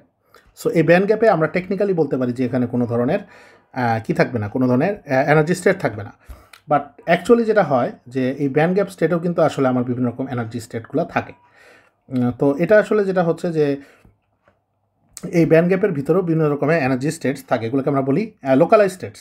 তো এই লোকালাইজ স্টেটসগুলোর ভিতরেও কিন্তু আসলে আমার চাইলে কী হতে পারে, যেমন এখান থেকে যদি আমরা দেখি যে এখানে 2 ধরনের ট্রানজিশন হতে পারে, যেটা হচ্ছে লোকালাইজ স্টেটস থেকে সে একটা লোকালাইজ স্টেটস থেকে হায়ার আর একটা লোকালাইজ স্টেটসে যেতে পারে। তারপর কিন্তু সে এই প্রসেসটাতে কিন্তু সে ব্যান্ড গ্যাপের ভিতরেই আসে, এখানে কিন্তু সে ব্যান্ড গ্যাপ থেকে চেঞ্জ হয়ে যায় না, সে কিন্তু স্টিল ব্যান্ড গ্যাপের ভিতরেই আসে, বাট সে একটা লোয়ার স্টেট থেকে একটা হায়ার স্টেটে যেতেছে। অথবা কোনো ক্ষেত্রে যেটা হতে পারে সে লোকালাইজ স্টেজ থেকে কন্ডাকশন ব্যান্ডে চলে যেতে পারে। ঠিক আছে, তো 2টা প্রসেসকে আমরা বলতেছি প্রসেস 3। তো এটা হচ্ছে এটাকে বলা হচ্ছে যে ফোটন ইনডিউস ট্রানজিশন। হ্যাঁ, তো এই প্রসেসটাকে আমরা বলি photon induce transition between states in the gap as well as between gap states and a band. তাহলে এটা হতে পারে লোকালাইজ স্টেটস টু স্টেটস অথবা এটা localise states to conduction band. আচ্ছা, এটা গেলো প্রসেস 3। আচ্ছা, প্রসেস 4টা হচ্ছে একটা এক্সাইটন প্রডিউসিং অ্যাবজর্পশন হতে পারে। প্রসেস 4 বলতে যেটা বোঝানো হচ্ছে যে আসলে এখানে যেটা হবে যে এখানে ইলেকট্রন হোল পেয়ারটা জেনারেট হবে এবং ইলেকট্রন হোল পেয়ারটা আসলে ভ্যালেন্স ব্যান্ড থেকে একটা ইলেকট্রন এক্সাইট হয়ে সে কন্ডাকশন ব্যান্ডে যাবে। তো এটাকে আমরা বলতেছি যখন বাট এই যে এক্সাইটন প্রডিউসিং অ্যাবজর্পশন যেটা হলো, এখন এটা ডিপেন্ড করে যে এই যে ম্যাটেরিয়ালটা সেটার পোলারাইজেবিলিটিটা কেমন। মানে পোলারাইজেবিলিটি বলতে যেটা বোঝাচ্ছি যে এখানে এই ম্যাটেরিয়ালটা ডাইলেকট্রিক কনস্ট্যান্টটা যদি অনেক হাই হয় তাহলে কিন্তু সেক্ষেত্রে এই যে এক্সাইটন তার মানে সেই ইলেকট্রনটা এখান থেকে গেল, এখানে হোল ক্রিয়েট হলো, এখানে ইলেকট্রন ক্রিয়েট হলো, but they are still binded by a Coulombic attraction between them. এই কুলম্বিক অ্যাট্রাকশনের কারণে তার একটা বাউন্ড ইলেকট্রন হোল পেয়ারের মতো কাজ করে, যেটাকে আমরা বলতেছি এক্সাইটন। এবং বিভিন্ন ধরনের আমরা জানি যে পরে দেখবো যে আসলে সোলার সেলের মধ্যে বিভিন্ন রকম সোলার সেল আছে, যেমন অর্গানিক ম্যাটেরিয়াল আছে, অর্গানিক সোলার সেল বা সেন্সিটাইজড সোলার সেল এবং পলিমার অ্যাবজর্বার যেগুলো হচ্ছে ইউজ করা হয়। সেসব ক্ষেত্রে আসলে এই অ্যাবজর্পশনটা আসলে যেটা হয় যে ইলেকট্রন হোল পেয়ার জেনারেশন হওয়ার পরে তারা এক্সাইটন হিসাবে থাকে, কারণ তাদের এই যে এক্সাইটনের যে কুলম্বিক অ্যাট্রাকশন বা বাইন্ডিং এনার্জি এটা খুবই হাই, মানে এটা সিগনিফিকেন্টলি হাই। তো এটাকে আসলে আমরা সেপারেট একটা প্রসেসের মাধ্যমে তাদেরকে ডিসঅ্যাসোসিয়েট করতে হয়, ঠিক আছে। তো তো এটা দুই রকম হতে পারে, যে একটা আইদার সে free electron hole pair generate হতে পারে, অথবা সেটাকে আমরা বলতেছি প্রসেস 5 যেটা ব্যান্ড টু ব্যান্ড ট্রানজিশন, যে এটা electron hole pair freely generate হতে পারে, অথবা এখানে যেটা করতে পারে সেটা হচ্ছে একটা এক্সাইটন জেনারেট করতে পারে। মানে এক্সাইটনটার ক্ষেত্রেও সে আসলে ইলেকট্রন হোল পেয়ারগুলো ব্যান্ড থেকে ব্যান্ডে চলে যাচ্ছে, বাট তাদের মধ্যে একটা স্টিল একটা কোলম্বিক অ্যাট্রাকশনের কারণে তার একটা বাউন্ড পেয়ারের মতো কাজ করতেছে। আচ্ছা, তো যাই হোক, তাহলে আমরা এখানে প্রসেসগুলো দেখলাম। আচ্ছা, তারপরে প্রসেস সিক্স যেটা আছে, এটা হচ্ছে যে electron that are hopping from localise side to localise side. আচ্ছা, এটা কাইন্ড অফ এটা আসলে প্রসেস সিক্স এটা অনেকটা এরকমই, যে প্রসেস সিক্সের ক্ষেত্রে আসলে এই হপ করে তারা, এটা হচ্ছে localise side to localise side. এটা অনেকটা কাইন্ড অফ এই প্রসেসটার মতোই, যে এই যে এখানে যেটা দেখানো হলো প্রসেস সিক্সটা অনেকটা এরকম, যে সে একটা লোকালাইজ সাইড থেকে একটা লোকালাইজ সাইডে যাবে। তো এটা হতে পারে, এটা হচ্ছে প্রসেস সিক্স। বাট এটা হচ্ছে এখানে তারা বলতেছে যে সাম অ্যামরফাস মেটেরিয়াল। বাট এখানে যেটা যদি আমরা দেখি যে প্রসেস সিক্সের সাথে প্রসেস থ্রি এর যে ডিফারেন্সটা, এখানে আমরা প্রসেস সিক্সটাও করতেছে আরও স্মল এনার্জি রেঞ্জে। তার মানে এখানকার যে লোকালাইজ স্টেটগুলো দেখানো হচ্ছে সেই ক্ষেত্রে এদের মধ্যে হয়তো ডিফারেন্স, এনার্জি ডিফারেন্সটা যতটুকু, আর প্রসেস সিক্সের জন্য এনার্জি ডিফারেন্সটা ফার স্মলার, ঠিক আছে, এখানে এটা আরও ছোট। তো এটা হচ্ছে আমার একটা ম্যাটেরিয়ালের ভিতরে অ্যাবজর্পশন প্রসেসগুলো। এটা আপনারা এখান থেকে আরও ডিটেলস লেখা আছে, লেখাগুলো আপনারা পড়ে নেবেন। আচ্ছা আচ্ছা, আরেক ধরনের অ্যাবজর্পশন হতে পারে যেটাকে আমরা বলি, এটাকে আসলে দুইটা প্রসেসকে একসাথে বলে। একটাকে বলা হয় field assisted tunnelling and absorption, এটার একটা নাম আছে, এটার নাম হচ্ছে ফ্রান্স ক্যালডিশ এফেক্ট। আচ্ছা, ফ্রান্স ক্যালডিশ এফেক্টটা সেটা হচ্ছে যে এখানে আসলে কোনো একটা সেমিকন্ডাক্টরের ভিতরে যদি একটা হাই ইলেকট্রিক ফিল্ড থাকে, তখন ইন জেনারেল যেটা হচ্ছে যে একটা সেমিকন্ডাক্টরে minimum electron hole pair generate হওয়ার জন্য মিনিমাম ব্যান্ড গ্যাপ এনার্জি লাগবে ফোটনের জন্য। বাট যদি এখানে একটা ইলেকট্রিক ফিল্ড থাকে, তো সেই ইলেকট্রিক ফিল্ডটা কী করবে, এখানে একটা স্ট্রং একটা ব্যান্ডিং ক্রিয়েট করবে। দ্যাট মিনস কনেকশন ব্যান্ডের ভিতরে একটা পটেনশিয়াল ড্রপের কারণে একটা স্ট্রং ইলেকট্রিক ফিল্ড জেনারেট হচ্ছে, বা এখানে একটা ব্যান্ড বেন্ডিং হচ্ছে। তো এই ব্যান্ড বেন্ডিংয়ের কারণে যেটা হচ্ছে যে দেখেন, যে ব্যান্ড বেন্ডিংয়ের কারণে ধরেন আপনি এখানে একটা ইলেকট্রন আছে, ঠিক আছে, তো ইলেকট্রনটা এখান থেকে কী করলো, সে এইচ মিউ, এই এইচ মিউ এনার্জিটা কিন্তু আমরা যদি এখানে একটু খেয়াল করে দেখি যে এই এইচ মিউ এনার্জিটা কিন্তু তার ব্যান্ড গ্যাপের চেয়ে কম, ঠিক আছে। সো বেসিক্যালি সে এখানে আসলো, এটা ধরেন আমার একটা এনার্জি আছে এখানে, সো সেই এইচ মিউটা ধরলাম আমার এখান থেকে, তো এটা হচ্ছে তার এইচ মিউ এনার্জি। তাহলে কিন্তু স্টিল সে ব্যান্ড গ্যাপ থেকে E prime amount of energy সে কম আছে তার, ঠিক আছে। যাই হোক, তো যেটা হলো যে এই যে তার এনার্জিটা কমলো, বাট এখন সে কী করবে, এখন সে যেটা করবে, সে দেখবে যে এখানে সে কিন্তু এখানে একটা কন্ডাকশন ব্যান্ডে যেতে পারে। এখান থেকে সে কী করবে, সেখান থেকে টানেলিং করে সে এনার্জি ব্যারিয়ারটা ক্রস করে, সে টানেলিং করে কিন্তু এখানে মানে ফিল্ডের কারণে টানেলিং করে সে এখন কন্ডাকশন ব্যান্ডে চলে আসতে পারে, ঠিক আছে। তাহলে এটাকে আমরা বলতেছি যে এটার একটা নাম আছে, এটাকে বলা হচ্ছে আমার এই জিনিসটার একটা নাম আছে, এটাকে আমরা বলতেছি ফোটন অ্যাসিস্টেড টানেলিং। আচ্ছা, ফোটন অ্যাসিস্টেড টানেলিং হচ্ছে যে ইলেকট্রন থাকবে একটা ব্যালেন্সমেন্টে থাকে, সে ব্যালেন্সমেন্ট থেকে একটা সে ফোটন এনার্জি যেটা less than energy band gap সেটা সে অ্যাবজর্ব করে সে কোথায় গেল, সে একটা এক্সাইটেড স্টেটে চলে গেল, এই এক্সাইটেড এনার্জি স্টেটে গেল। সেখানে যেমন সেই এনার্জি সেটা হচ্ছে the electron is then excited to energy level E prime inside the forbidden gap. আচ্ছা, এখানে ই প্রাইম বলতে আমি আগে ডিফারেন্স বুঝাইছিলাম, বাট এরা এখানে আসলে ই প্রাইম বলতে ওই এনার্জিটাকেই বোঝাচ্ছে। আচ্ছা, মানে আমি এখানে ই প্রাইম বলতে ফার্স্টে বুঝাইছিলাম যে এই গ্যাপ থেকে অ্যাকচুয়ালি কন্ডাকশন ব্যান্ডের ডিফারেন্স, মানে এই স্টেট থেকে, বাট এরা এখানে ই প্রাইম বলতে বোঝাচ্ছে আসলে এই পয়েন্টের এনার্জিটাকে। আচ্ছা, যাই হোক, তো এখানে যেটা হচ্ছে যে এই ই প্রাইম থেকে তারপর যে সে করতে পারে যেটা হচ্ছে যে from this state E prime the electron can tunnel through the potential barrier created by the tilted conduction band H and reach a delocalise state within the conduction band. আচ্ছা, তার মানে সে এখান থেকে তখন এই যে ইলেকট্রন যেহেতু ইলেকট্রিক ফিল্ডের কারণে এখানে একটা ব্যান্ড বেন্ডিং হয়ে গেছে, তার মানে কন্ডাকশন ব্যান্ড এখানে নিচে নেমে গেছে, একটা সার্টেন এক্স থেকে এক্স প্রাইমের দিকে গেলে আমরা দেখতেছি যে কন্ডাকশন ব্যান্ডের এসটা অনেক নিচে, তো সে এনার্জি দিয়েই সে টানেল করে সে তখন এই কন্ডাকশন ব্যান্ডে চলে যেতে পারে একটা ডিলোকালাইজ স্টেট। দ্যাট মিন যে আসলে যেটা হচ্ছে যে আসলে এখানে কিন্তু এই পজিশনে কিন্তু আসলে কোনো কন্ডাকশন ব্যান্ডে কোনো এনার্জি স্টেট নাই, বাট যেহেতু এখানে একটা স্ট্রং ইলেকট্রিক ফিল্ড আছে, সো এই পজিশনে আবার ঠিক ওই এনার্জিতেই কন্ডাকশন ব্যান্ডে আরেকটা অ্যালাউড এনার্জি স্টেট বা ডিলোকালাইজ স্টেট আছে। সো বেসিক্যালি তাকে যেটা করতে হচ্ছে, সে শুধু যদি সে পজিশনটা টানেল করে সে যদি এখানে চলে আসে, এই মানে সে ফিল্ড অ্যাসিস্টেড টানেলিং করে যদি সে এখানে চলে আসে, তাহলে সে দেখতে পারতেছে এখানে সে তার জন্য একটা অ্যালাউয়েবল এনার্জি স্টেট আছে কন্ডাকশন ব্যান্ডে। তো এই প্রসেসটাকে আমরা বলতেছি টানেলিং অ্যান্ড ফোটন অ্যাবজর্পশন, এটাকে নাম হচ্ছে ফ্রাঞ্চ ক্যালডিশ এফেক্ট। আচ্ছা, এখানে এটার যে মেজারমেন্টটা করা হয় এটা হচ্ছে একটা যেটা হচ্ছে যে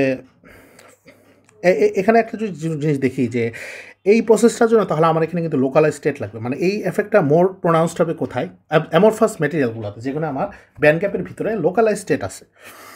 তো এখানে যেটা হচ্ছে যে এই যে band to band absorption at photon energies below the band gap causing, এখানে যেটা হচ্ছে একটা রেড শিপ বা এই যে আমরা যে অ্যাবজর্পশন এসটা দেখলাম যে একটা ম্যাটেরিয়ালের ভিতরে আমরা যদি অ্যাবজর্পশন কোফিশিয়েন্টটা দেখি, এখানে যদি আমরা আলফা প্লট করি অ্যাজ এ ফাংশন অফ ই, আর এদিকে যদি আমি ইটাকে প্লট করি, তাহলে এই অ্যাবজর্পশনটা কিন্তু মানে normally depending on the material indirect হলে এটা আস্তে আস্তে গ্র্যাজুয়ালি ইনক্রিজ করে, বাট যদি এটা ডিরেক্ট ব্যান্ড গ্যাপ ম্যাটেরিয়াল হয়, তাহলে ডিরেক্ট ব্যান্ড গ্যাপ ম্যাটেরিয়াল ক্ষেত্রে একটা ড্রাস্টিক্যালি সে এটা মানে এটা ড্রাস্টিক্যালি এটা ইনক্রিজ করে, হ্যাঁ, মানে এখানে একটা শার্প এজ থাকে। তো এই যে আমার এনার্জিটা যেটা হবে যে এই যে আমার এই ফ্রাঞ্চ ক্যালডিশ এফেক্টের কারণে এই অ্যাবজর্পশন এসটার একটা টেল থাকে, যেমন এটা উইদাউট হয়তো এটা এরকম হবে, বাট এই টেলটা ফ্রাঞ্চ ক্যালডিশ এফেক্টের কারণে এই টেলটা আস্তে আস্তে গ্র্যাজুয়ালি চেঞ্জ হবে, মানে এই টেলটা বাড়বে, মানে রেডশিপ মানে হচ্ছে লোয়ার ফ্রিকোয়েন্সির দিকে যাচ্ছে বা লোয়ার এনার্জির দিকে যাচ্ছে। আচ্ছা, তো এটাকে আমরা বলতেছি ফ্রাঞ্চ ক্যালডিশ এফেক্ট। এবং এই যে আমার যে এনার্জি শিফটটা হচ্ছে, এই যে আগে হয়তো আমার এখানে মানে একটা সার্টেন হয়তো অ্যাবজর্পশনটা এখানে জিরো হয়ে যেত, বাট এখন সেটা আর এখানে জিরো হচ্ছে না, সেটা হয়তো অন্য আরেকটা পজিশনে জিরো হচ্ছে। তাহলে এই যে তাদের মধ্যে যে এনার্জি ডিফারেন্স, এটাকে আমরা বলতেছি ই জিরো। তো ই জিরো হচ্ছে একটা characteristic energy measure of the energy shift in the energy tail বা একটা এনার্জি শিফট। ধরো হয়তো আমরা এখানে বলতে পারি যে একই অ্যাবজর্পশনটা এখন আগে যে ভ্যালুটা ছিল এখন এই ফ্রাঞ্চ ক্যালডিশ এফেক্টের কারণে এই অ্যাবজর্পশন ভ্যালুটা এখন একটা লোয়ার এনার্জিতে চলে আসছে। তাহলে এই যে দুইটা এনার্জির মধ্যে ডিফারেন্স, এটাকে আমরা বলতে পারি ই জিরো। আচ্ছা, তো এই ই জিরোটা হচ্ছে আমার ফ্রাঞ্চ ক্যালডিশ এফেক্টের কারণে যে characteristic energy shift. M star হচ্ছে তার এফেক্টিভ মাস অফ ইলেকট্রন, এবং এটা হচ্ছে ই হচ্ছে এলিমেন্টারি চার্জ, এইচ তো প্ল্যাঙ্কস কনস্ট্যান্ট, আর এপসিলন হচ্ছে এখানে এটা হচ্ছে গ্রিক লেটার এপসিলন, এটা হচ্ছে ইলেকট্রিক ফিল্ড। তো বেসিক্যালি যেটা হলো যে এখান থেকে আমরা যদি দেখি যে এই ফ্রেঞ্চ ক্যালডিশ এফেক্টটা আসলে তাহলে দুইটা জিনিসের উপর দেখেন, এখানে আসলে এটা ইন্ডিকেট করতেছে যে এটা প্রপোর্শনাল টু দুইটা জিনিস। একটা হচ্ছে তার ইলেকট্রিক ফিল্ডের উপর প্রপোর্শনাল, তার মানে ইলেকট্রিক ফিল্ড যত স্ট্রং হবে এই ব্যান্ড বেন্ডিংটা তত বেশি হবে, এটা তত নিচে নেমে আসবে এবং ইজিলি এটা ইলেকট্রনটা তখন টানেল করতে পারবে। তো এখানে ইলেকট্রিক ফিল্ডের সাথে এটা প্রপোর্শনাল। আরেকটা যেটা হচ্ছে যে তার এফেক্টিভ মাস, এই এফেক্টিভ মাসটার উপরে ডিপেন্ড করে, কারণ ইলেকট্রন কত ইজিলি মুভ করতে পারবে এটা তার এফেক্টিভ মাসের উপর ডিপেন্ড করে, যত এফেক্টিভ মাস বেশি সে তত ইজিলি মুভ করতে পারবে। আচ্ছা, তো এটা আপনি একটু পড়ে নিন, এটা আমি আর এখন ডিটেলস এখানে বললাম, এটা আপনার জাস্ট লেখাগুলো একটু দেখে নিন। আচ্ছা, এখন আমরা যদি আরেকটু দেখি, এটা হচ্ছে যে আমার বিভিন্ন রকম আমরা এখানে আসলে সোলার সেলের স্ট্রাকচারগুলো দেখতেছি, এবং এইখানে আমরা স্ট্রাকচার বলতে আসলে আমরা এখানে ব্যান্ড বেন্ডিং দিয়ে তার আর্কিটেকচারগুলো দেখাচ্ছি, not as a physical structure. তো আমরা যদি দেখি যে সোলার সেল বেসিক্যালি একটা পিএন জাংশন। তো পিএন জাংশন হলে একটা জাংশন যেখানে আসলে দুইটা ডিফারেন্ট টাইপস অফ ডোপিং বা দুইটা ডিফারেন্ট ম্যাটেরিয়ালের একটা জাংশন। তো এখানে হচ্ছে যে এখানে আমরা আসলে সোলার সেলটাকে আমরা মানে ব্রডলি দুইভাবে ডিফাইন করতে পারি। একটা হচ্ছে হোমো জাংশন, সরি এখানে লেখা যাচ্ছে না, নিচে লিখি। তো এখানে হচ্ছে সোলার সেল হতে পারে হোমো জাংশন আর হেটেরো জাংশন। আচ্ছা, হোমো জাংশন যেটা বোঝানো হচ্ছে যে হোমো জাংশন হলো সেই জাংশন যেখানে আসলে দুই দিকেই জাংশনের দুই দিকেই আমার একই রকম ম্যাটেরিয়াল থাকবে, একই ম্যাটেরিয়াল থাকবে, সেটা হচ্ছে আমার হোমো জাংশন, আর এটা হচ্ছে হেটেরো জাংশন। আচ্ছা, তাহলে হোমো জাংশনে যদি আমরা দেখি যে এটা হতে, তাহলে প্রথম যে স্ট্রাকচারটা আমরা এখানে দেখতেছি এটা হচ্ছে ওহমিক কন্ট্যাক্ট থাকবে দুই সাইডেই, এবং এখানে কিন্তু আসলে এটা শর্ট সার্কিট কন্ডিশনে দেখানো হচ্ছে, কারণ আমরা যদি দেখি যে এই সাইডের ফার্মি লেভেল আর এই সাইডের ফার্মি লেভেল একই পজিশনে আছে। তো বেসিক্যালি এটা শর্ট সার্কিট কন্ডিশনে আছে। তো যে কোনো সোলার সেলে আসলে দুইটা অ্যাবজর্বার লেয়ার থাকে এবং তাদের মাঝখানে এটাকে বলা একটা চার্জ সেপারেটিং রিজন। এখানে আসলে একটা বিল্ট ইন ইলেকট্রিক ফিল্ড থাকে। তো এই বিল্ট ইন ইলেকট্রিক ফিল্ডটা যেটা করে যে আইদার ইলেকট্রনগুলো এখানে ইলেকট্রন হোল পেয়ার এখানে জেনারেট হতে পারে অথবা এখানে জেনারেট হতে পারে। তো এইখানে যে ইলেকট্রন হোল পেয়ারগুলো জেনারেট হয় সেগুলো কী করে এই ডিফিউজ করে তারা এই বিল্ট ইন ইলেকট্রিক ফিল্ড রিজনে আসে। তো তারা যখন এই বিল্ট ইন ইলেকট্রিক ফিল্ড রিজনে আসবে তখন কিন্তু তারা এখানে কী করবে, এই বিল্ট ইন ইলেকট্রিক ফিল্ডের কারণে তারা সুইপ হয়ে তারা অন্য সাইডে চলে যাবে। আমরা যে মাইনরিটি ক্যারিয়ারটা সে সুইপ হয়ে মেজরিটি ক্যারিয়ার রিজনে চলে আসবে। তো এই জন্য এটাকে আমরা অনেক সময় এখানে যে বলা হয় এটাকে বলে চার্জ সেপারেশন ইঞ্জিন। এটা is kind of like a charge pump, যেটা কাজ হচ্ছে ইলেকট্রনগুলো বা প্রপার মানে চার্জটাকে প্রপার ডিরেকশনে ফ্লো করানো। আচ্ছা, তো এটা হচ্ছে আমার এই হাই ফিল্ড ডিপ্লেটেড ব্যারিয়ার, এখানে একটা built in electric field layer আছে। আচ্ছা, তাছাড়া আমার দুইটা মানে ফিল্ড নিউট্রাল রিজন আছে যেখানে আমার কোনো ধরনের ইলেকট্রিক ফিল্ড নাই, এগুলো হচ্ছে নিউট্রাল রিজন। আচ্ছা, এটা হচ্ছে তাহলে আমার একটা হোমো জাংশন। এটা কীভাবে হোমো জাংশন আমি বুঝতে পারলাম, দেখেন আপনি হোমো জাংশন হলে কিন্তু কোনো ব্যান্ড গ্যাপের চেঞ্জ থাকবে না, আপনি যে বরাবরই যান সেম ব্যান্ড গ্যাপ থাকবে, তার মানে এখানে ইলেকট্রন অ্যাফিনিটি কোনো চেঞ্জ নাই, same material same band gap. আচ্ছা, তারপর আরেকটা হতে পারে যেটা হচ্ছে পিআইএন স্ট্রাকচার। পিআইএন স্ট্রাকচারের ক্ষেত্রে যেটা হয় যে আসলে এখানে এই চার্জ সেপারেশন রিজনটাকে আমরা অনেক বড়, এখানে দেখেন এই এখানে কিন্তু পিএন জাংশনের ক্ষেত্রে এই আই রিজন নাই, এখানে শুধুমাত্র পিআরএন। সো পিআরএনের কারণে এই যে ডিপ্লেশন বা ইলেকট্রিক ফিল্ড যেখানে ক্রিয়েট হচ্ছে ডিপ্লেশন লেয়ারটা সেটা কিন্তু খুবই ছোট রিজন। বাট যদি আমরা অ্যামরফাস ম্যাটেরিয়ালে যাই সেক্ষেত্রে দেখা যাবে যে আসলে আমাদের এই রিজনটা খুবই ছোট হলে তখন আবার আমার যে চার্জগুলো জেনারেট হবে সেগুলো আসলে ওই মানে এই চার্জ সেপারেশন রিজন বা ডিপ্লেটেড রিজনে পৌঁছাইতে পারবে না। তো সেক্ষেত্রে আমাদেরকে একটা বড় একটা রিজন লাগবে যেখানে মানে এখানে যেটা হচ্ছে যে কথাটা হচ্ছে যেটা আমরা আরও পরে ডিটেলস দেখবো। বাট পিআইএন স্ট্রাকচারের যে উদ্দেশ্যটা সেটা হচ্ছে যেন আমরা এই ইলেকট্রিক ফিল্ডটা একটা হিউজ অ্যামাউন্ট অফ রিজনে থাকে। সো যেন যেখানেই ইলেকট্রন হোল পেয়ার জেনারেট হোক সেটা সেপারেট হতে পারে বা এটা সুইপ করে সে অন্যদিকে পাঠিয়ে দিতে পারে যেদিকে তার পাঠানো দরকার। আচ্ছা, তো এই জন্য আমরা এখানে একটা ইন্ট্রিনসিক রিজন থাকি এবং এই ইন্ট্রিনসিক একটা ফুললি ডিপ্লেটেড হয়ে যায়। সো এটাকে আমরা বলি পিআইএন জাংশন এবং এটাও একটা হোমো জাংশন। থার্ড যেটা আছে দেখেন এখানে এটা একটা হেটেরো জাংশন।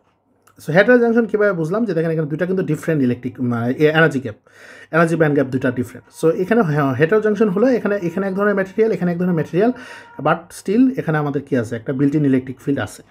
এবং হেটেরো জাংশন এবং আমরা যখন পরে ভবিষ্যতে ট্যান্ডেম সোলার সেল পড়বো সেখানে আমরা দেখবো যে আসলে এই ধরনের ম্যাটেরিয়াল হেটেরো জাংশন টাইপের ম্যাটেরিয়াল কিন্তু ট্যান্ডেম সোলার সেল অবশ্যই থাকবে, কারণ আমরা যখন একাধিক অ্যাবজর্বার লেয়ারকে স্ট্যাক করব তখন অবশ্যই একটা আরেকটার ব্যান্ড গ্যাপ থেকে ডিফারেন্ট হবে। আচ্ছা, এখানে খুব ইন্টারেস্টিং আরেকটা সোলার সেল আমি আপনাদেরকে বলি, এটার নাম হচ্ছে শর্টকি সোলার সেল। এটা কাইন্ড অফ এটা আপনারা হয়তো দেখছেন যে শর্টকি কন্ট্যাক্টের ক্ষেত্রে যেটা হয় যে আসলে এখানে একটা ব্যারিয়ার ক্রিয়েট হয়, শর্টকি ব্যারিয়ার।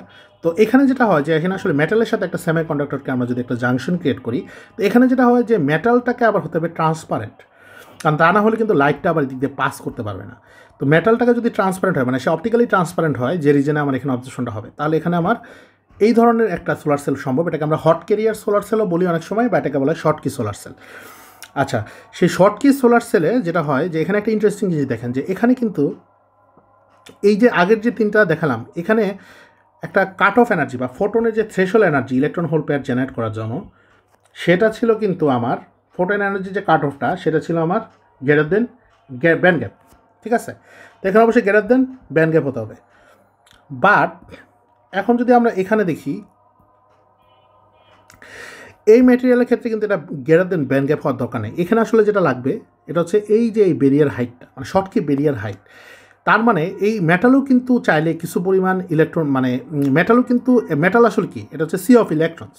সো মেটালে কিন্তু কোনো ব্যান্ড গ্যাপ নাই, বাট মেটাল থেকে যেটা করতে পারে যে কিছু ফোটন এখানে এসে মেটালের কিছু ইলেকট্রনকে এক্সাইট করতে পারে এবং সেই এক্সাইটেশন এনার্জিটা যদি ব্যারিয়ার হাইটের চেয়ে বেশি হয় তাহলে কিন্তু সেই মেটাল থেকে ইলেকট্রনটা কী করবে এই ব্যারিয়ারটা ওভারকাম করে থার্মিনিক ইমিশনের থ্রুতে ওভারকাম করে সে এই সেমিকন্ডাক্টরে চলে আসতে পারবে। তার মানে এখানে কিন্তু আমার এবং এই যে আমার শর্টকি ব্যারিয়ারের হাইটটা এটা কিন্তু আমি চাইলে চেঞ্জ করতে পারি ডিপেন্ডিং অন দ্য মেটাল। এই মেটালটা চেঞ্জ করে আমি কিন্তু এবং এই ইউজুয়ালি এই ব্যারিয়ার হাইটটা আমার লেস দেন ব্যান্ড গ্যাপ হবে। তো এখানে যেটা দেখা যাচ্ছে যে তাহলে আমি চাইলে এখানে ব্যান্ড গ্যাপটাকে কমাই আমি আরও মোর এফিসিয়েন্ট করতে পারি আমি সোলার সেলটাকে, যেহেতু আমার এখানে থ্রেশহোল্ড বা কাট অফ এনার্জিটা ব্যান্ড গ্যাপের কম। তাহলে এখানে যেটা হবে যে এই জায়গাতে আমার শর্টকি ব্যারিয়ার হাইটের চেয়ে বেশি হলেই ইলেকট্রনগুলো পাস করতে পারবে এনার্জি নিয়ে, আর এখানে আসলে এখানে অ্যাজ ইউজুয়াল ব্যান্ড গ্যাপ এনার্জিটা লাগবে তার। তো এইরকম আরেকটা মেকানিজম হতে পারে। এটারই আরেকটা ভার্সন আছে যেটাকে বলা হচ্ছে যে এখানে একটা ইলেকট্রোলাইট থাকতে পারে ইনস্টেড অফ মেটাল। তো এই মেটালটাকে ইলেকট্রোলাইট দিয়ে আমরা রিপ্লেস করতে পারি, আর এখানে সেমিকন্ডাক্টর থাকবে। তো এটা হচ্ছে ইউজুয়াল, এটা জাস্ট ব্যান্ড স্ট্রাকচার দিক থেকে এটা কোনো ডিফারেন্স নেই। আচ্ছা, আরেকটা জিনিস হলো যেটা হতে পারে যে এখানে আসলে কোনো ধরনের, আসলে আমাদের এখানে দুই ধরনের ইলেকট্রিক ফিল্ড থাকতে পারে। একটা হচ্ছে আমরা বলি বিল্ট ইন ইলেকট্রিক ফিল্ড। আচ্ছা, বিল্ট ইন ইলেকট্রিক ফিল্ড যেটা হচ্ছে যেটা হলো যে আমার এই ম্যাটেরিয়ালের ভিতরে কোনো ভোল্টেজ অ্যাপ্লাই না করার পরেও যদি একটা ইলেকট্রিক ফিল্ড থাকে, তার মানে এটা কিন্তু আউটপুটে কোনো ভোল্টেজ নেই, বাট স্টিল এখানে একটা বিল্ট ইন ইলেকট্রিক ফিল্ড আছে, সেটা হচ্ছে আমার বিল্ট ইন। একটা হচ্ছে এফেক্টিভ বা applied electric field. Effective electric ফিল্ডটা আসবে যখন হচ্ছে আপনি এই ম্যাটেরিয়ালটা এই সোলার সেলটাকে কোনো একটা লোডের সাথে কানেক্ট করবেন, তার মানে এখানে আউটপুটে একটা ভোল্টেজ আসবে। তো এই ভোল্টেজটা যখন আসবে তখন কিন্তু এর ভিতরে একটা ইলেকট্রিক ফিল্ড ক্রিয়েট হবে। তো সেটাকে আমরা বলতেছি এফেক্টিভ ইলেকট্রিক ফিল্ড। তো এরকমও হতে পারে কোনো ক্ষেত্রে যে এখানে শুধুমাত্র যেমন এইখানে যেটা দেখানো হচ্ছে এখানে কিন্তু কোনো ধরনের বিল্ট ইন ইলেকট্রিক ফিল্ড নাই। এখন এইটা খুব রেয়ার আমার কাছে মনে হচ্ছে, বাট এখানে একটা টেক্সট বুকে আমি এরকম দেখি নেই, বা টেক্সট বুকে এখানে দেখানো হচ্ছে যে এরকম সিচুয়েশন হতে পারে ভেন ডায়াগ্রামে, যে এখানে আসলে কোনো ইলেকট্রিক ফিল্ড নাই, বাট যখন এটাকে আমি অ্যাপ্লাই করবো, ভোল্টেজ অ্যাপ্লাই করবো, তখন এই ভোল্টেজের কারণে এখানে একটা ইলেকট্রিক ফিল্ড ক্রিয়েট হবে। আচ্ছা, যাক, তাহলে আমরা এখানে বিভিন্ন রকম সোলার সেলের স্ট্রাকচারগুলো দেখলাম, কীভাবে সোলার সেলগুলা বিভিন্ন রকম স্ট্রাকচার বা মেকানিজমের থ্রোতে আমরা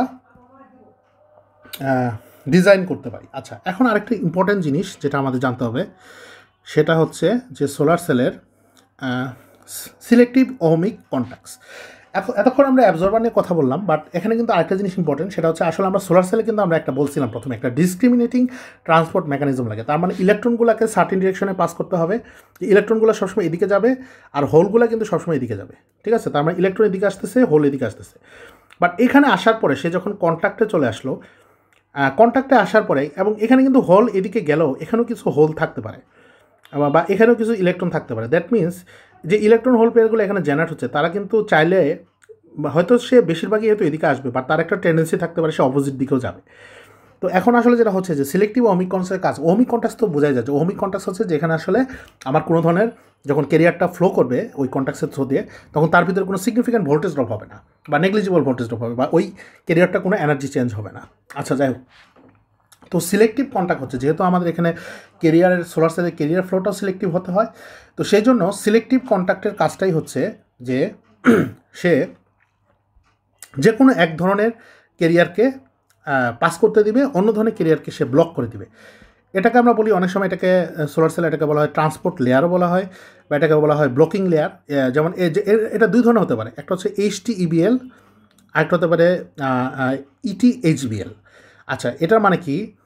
HTEBL মানে হচ্ছে hole transport electron blocking layer. That means এটা আসলে হোলটাকে পাস করতে দিবে এবং ইলেকট্রনটাকে ব্লক করবে। তাহলে ETHBL থেকে বোঝা যাচ্ছে যে ETHBL হচ্ছে আমার electron transport hole blocking layer. তো এখানে আমার এখানে একটা এক্সাম্পল দেখানো আছে যে এটা একটা এটা হচ্ছে আমার HTEBL, এখানে এরকম একটা এক্সাম্পল দেখানো আছে। তো HTEBLটা যদি আমরা এখানে দেখি যে HTEBL, তো এখানে দেখা যাচ্ছে যে দেখেন এখানে এই যে হোলগুলো কিন্তু এখানে এনার্জি ব্যান্ডটা যদি আপনি খেয়াল করেন, এটা হচ্ছে হোলের এনার্জি, মানে এনার্জি হোলের জন্য এনার্জি, এটা হচ্ছে আমার ইলেকট্রনের জন্য এনার্জি। ইলেকট্রন কিন্তু এখানে আসার পরে সে দেখতেছে এখানে একটা ব্যারিয়ার আছে, এবং এটা হচ্ছে গ্রেডেড স্ট্রাকচার, মানে এখানে কন্ট্যাক্টটা আসলে গ্র্যাজুয়ালি এটার এনার্জিটা চেঞ্জ হচ্ছে, আর এটা হচ্ছে অ্যাব্রাপ্ট, বা এটা হচ্ছে আমার এটাকে বলা হয় অ্যাব্রাপ্ট স্ট্রাকচার। তো হোল এখানে এসে কিন্তু সে ইজিলি পাস করে চলে যাবে, কিন্তু ইলেকট্রন এখানে এসে কী দেখবে? ইলেকট্রন এই দুইটা জায়গায় এসে ইলেকট্রন কী দেখবে? সে একটা ব্যারিয়ার দেখবে। তো এই ব্যারিয়ারের কারণে ইলেকট্রনটা কিন্তু দিকে প্রপাগেট করতে পারবে না, সেই ইলেকট্রনটা ব্লক হয়ে আবার সে অন্যদিকে ফেরত যাবে। তো এই জন্য এটাকে আমরা বলতেছি সিলেক্টিভ কন্ট্যাক্ট। সিমিলারলি আমরা চাইলে অন্য আরেকটা, যেমন এখানে আমরা চাইলে এরকম আরেকটা কন্ট্যাক্ট বানাতে পারি, সেটা হবে আমার এখানে এটা হবে ইটি। আচ্ছা, হ্যাঁ, এটা হবে ইটি, এটার নাম হবে ETHBL। আচ্ছা, ETHBL তার মানে হচ্ছে electron transport hole blocking layer. তো এখানে যেটা হবে যে ইলেকট্রনগুলো ইজিলি ফ্লো করবে, বা হোলগুলো এখানে এসে ব্লক হয়ে যাবে। আচ্ছা আচ্ছা, এটা গেলো এক ধরনের কন্ট্যাক্ট লেয়ারগুলো। আরেকটা যেটা হতে পারে আমাদের ট্রান্সপারেন্ট কন্ট্যাক্টস। ট্রান্সপারেন্ট কন্ট্যাক্টসের যখন দরকার, যে আমি বলছিলাম কিছুক্ষণ আগে যে আমাদের টপ ইলেকট্রোড, তো এটা একটা ক্রুশাল চ্যালেঞ্জ। এখানে একটা ট্রেড অফ আছে যে টপ ইলেকট্রোডটাকে একই সাথে দুই রকম হতে হবে। দেখেন ইলেকট্রন হোল পেয়ারগুলা, যেটা হচ্ছে যে এই যে ইলেকট্রন হোল পেয়ার, সেটা কিন্তু জেনারেট হচ্ছে। জেনারেট হওয়ার পরে তাদের একটা ধরুন ইলেকট্রনকে আমার টপ কন্ট্যাক্টে আসতো, তো টপ কন্ট্যাক্টে আসার পরে সে কী করবে, এখান থেকে কালেক্ট হবে কন্ট্যাক্টের থ্রোতে। এখন আমার যদি কন্ট্যাক্টটাকে আমি যদি করি যে আমি যদি জাস্ট দুইটা সাইডে একটা শর্ট একটা কন্ট্যাক্ট দিয়ে রাখি, তাহলে যেটা হবে যে ইলেকট্রনগুলোকে কিন্তু তাহলে ল্যাটারালি ফ্লো করে আসতে হবে।